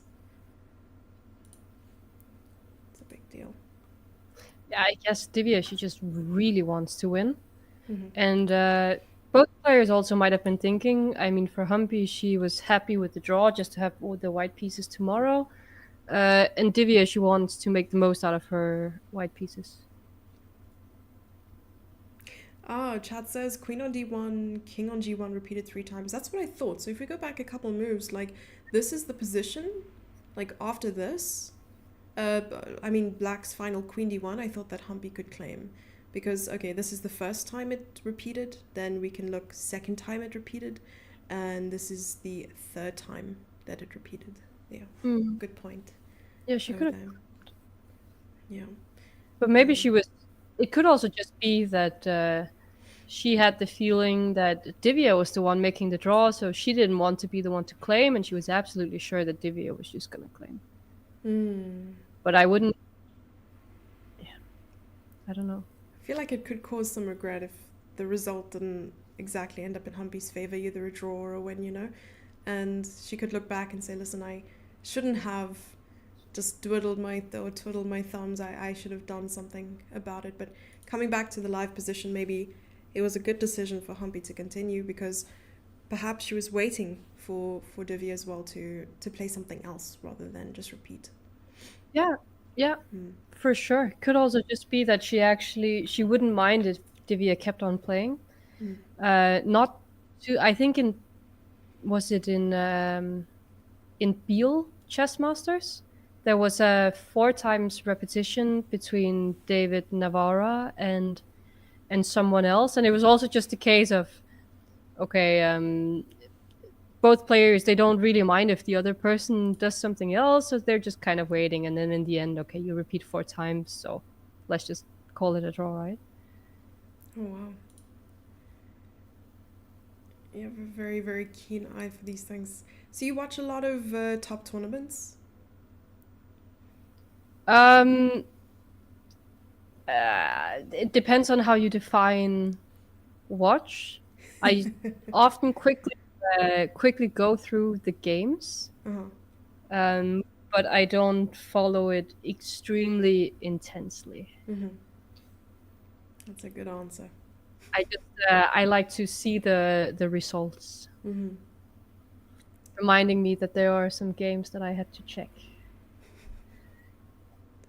Which games are you checking exactly? It's because there is this Oskerman Open Oh, where a lot of Kazakhstan girls are doing extremely nicely. There okay. is a WI 19 years old with 2050. Wow. She played board one against Rapport yesterday, and I Yeah, think she's on the way to make an IM. She just beat a GM here today. incredible. Uh, there are some other strong ones as well they're just doing so well, the girls in that tournament. And there's also the 10-year-old 2400 um, playing right now. Okay, seems like he's losing this game, but yeah, a lot of nice games to follow for sure. Mm-hmm. I think I need to start doing that too. That's amazing. Rook c5 is on the board, and I think she's Yeah, definitely going for this idea. As you mentioned, I like like this rook. doubling the rooks. Mm-hmm. It's a very nice idea. I'm just not sure if I actually wanted the queen on f1 because maybe keeping some flexibility with the queen. Mm. Also keeping a little bit more of an eye on the d6 pawn because it does kind of seem like the queen is somehow trapped now, maybe. True. But I feel like now it's Divya the one who's on the defense, right? Because now, even after queen to f4, the rook's coming across. Maybe you'll be forced to play something like f4 at some stage, and after d5, like, white is just going to be forced to move around a couple times and hope that nothing, falls apart. So something like, even f4 now, maybe? Let's see. Wow. It's a tough move to consider, but That's yes. yeah. Because now after this, Did the engine queen. suggest it? Sorry? Did the engine suggest it? Yeah, f4 is apparently Wow, like you played fine. f4. Oh, she played it. Okay, so f4 Wow. was played. That's a really tough move to even consider, isn't it? Yeah. But okay, I guess the rook on f6 is looking alright, Mark. I mean, it's Yeah. because now you do have to play d5 stuff if you ever want anything, and the queen is great on the h1 a8 diagonal. Oh, true. Queen can come back at any point. I mean, queen g2 to just neutralize the queens, get them off the board. But you also don't want to do that too Wow. frantically or too quickly because maybe white's rooks are now the ones which are less active than black's. I'm wondering if this idea of rook e6 that you mentioned earlier is still a plan. Maybe not now Mm-hmm. because rook takes, rook takes, pawn takes, and And then something like queen queen e8. e4. Yeah. Yeah, queen e4 check Oh probably. yes, exactly. You're right. That's even stronger. Yeah, it just seems this rook e6 is very tough to play because it weakens so much. Mm. And Humby Canero now in 5 minutes. Divya playing on mere seconds, unfortunately. But good news for the players. It is 6 moves until time control. Then they'll have a bit more time to breathe, take a coffee, stretch their legs, do some yoga. I don't know. What do you do in a after time control situation? Wash your face, braid your hair. I have to say, I'm extremely impressed with Divya. First of all, this knight takes c4, and then also just having the guts to keep on playing, and then this f4. Mm-hmm. I mean, it's extremely impressive. Yeah, the audacity, right? Yes. The But she sheer probably audacity. must just understand the position extremely well. Mm-hmm. Oh, really nice suggestion by chat. So the plan is here simply to play queen to e4 and rook b1, trapping the queen. Nice spot. I didn't even see that. Ah, Yeah, so cool. Yeah, the queen is so great centralized there. yeah. Maybe. Maybe you go and maybe g6 weakens a little bit too much. Yeah, and okay, I mean, if you have to go d5, this rook c5 suddenly seems strange. Mm. But But at maybe. least, okay, we talked about this d4 square earlier. With the queen on the white squares, it's not as easy. Mm, I agree. Yeah, But maybe. you do have to consider sometimes if some rook f2, rook b8, f5 can be dangerous. Can we trap the queen some other way? Now I want to get this idea. I also wanted She to goes make it rook. work, playing something like queen here first. But Mm-hmm.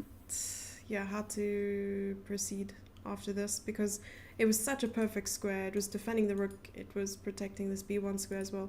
So allowing it, yeah, would have been really tough to achieve. But even so, in this position, I think that white's queen could. Okay, rook e8 was played actually. This is the live position? Yes. So let's say it was white to move again, Mm-hmm. because sometimes this check on h8 can um, can leave your pieces a little bit more uncoordinated, Mm, because the king can on g6 and then the rook is looking kind of stupid on h8.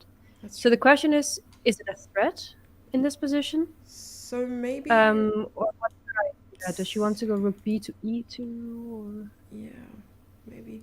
Because I was thinking another way queen is b8 bringing the queen here, but after check, king g6, queen e5, and you're threatening the h pawn.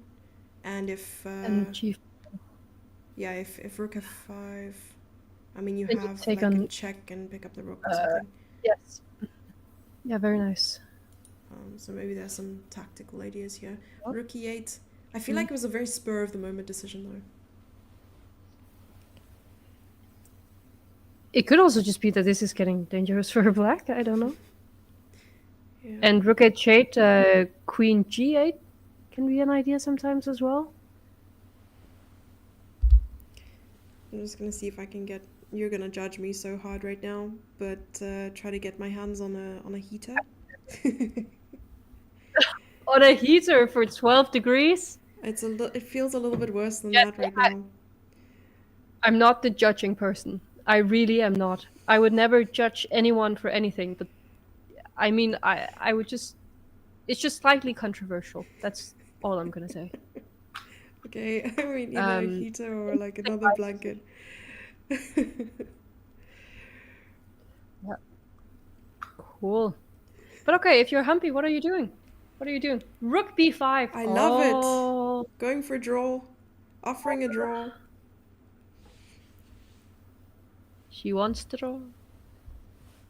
Hoping to draw. Yes. Yeah. All right. Help is on its way. Ah, yeah. Help is on its way. Because I'm like, The question is if you can not take the rook right now. what if you don't? Rook g2? Rook b1. Yowza. I did not see that coming. Yeah, that's true. That's probably not what you I think want. she'll have to settle. You think she'll accept it? Give me 1 She second. gave it first to get the 30 seconds extra.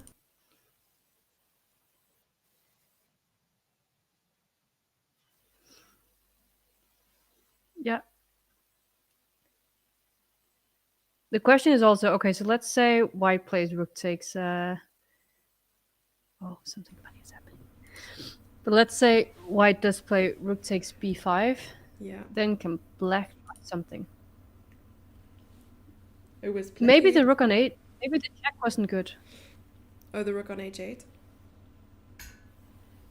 But what happens if you go rook e6? Oh, could that be? No, that doesn't seem. What about rook b? Wait, maybe you're right. Okay, I've acquired another blanket. Feels good, man. You're very good. A little bit more economical than a heater, maybe. Okay, but Yeah, probably this a draw now. probably. I'm just curious about this rook e6. Yeah, let's see what happens if rook e6, because we'll probably see a result coming in Rook soon. e6, rook b2, Rook rook b2. e1. Apparently f5 as well works just as well. Because queen takes is Oh, that's forced, queen takes d5. and queen takes d5. No. Sorry, my bad. No, I'm like wondering what the point is. Oh, apparently now rook b2 is fine. And then? Because yeah, there isn't this rook check, I see. Rook g4. or there isn't any threat anymore. Hmm. Okay, So maybe she yeah. briefly considered this. I think so. And the result is in. The result is in. Wow, what a dynamic game. And I do want to just have a small highlights moment. Like, this was incredible. This knight takes c4 has to be like move of the round, right?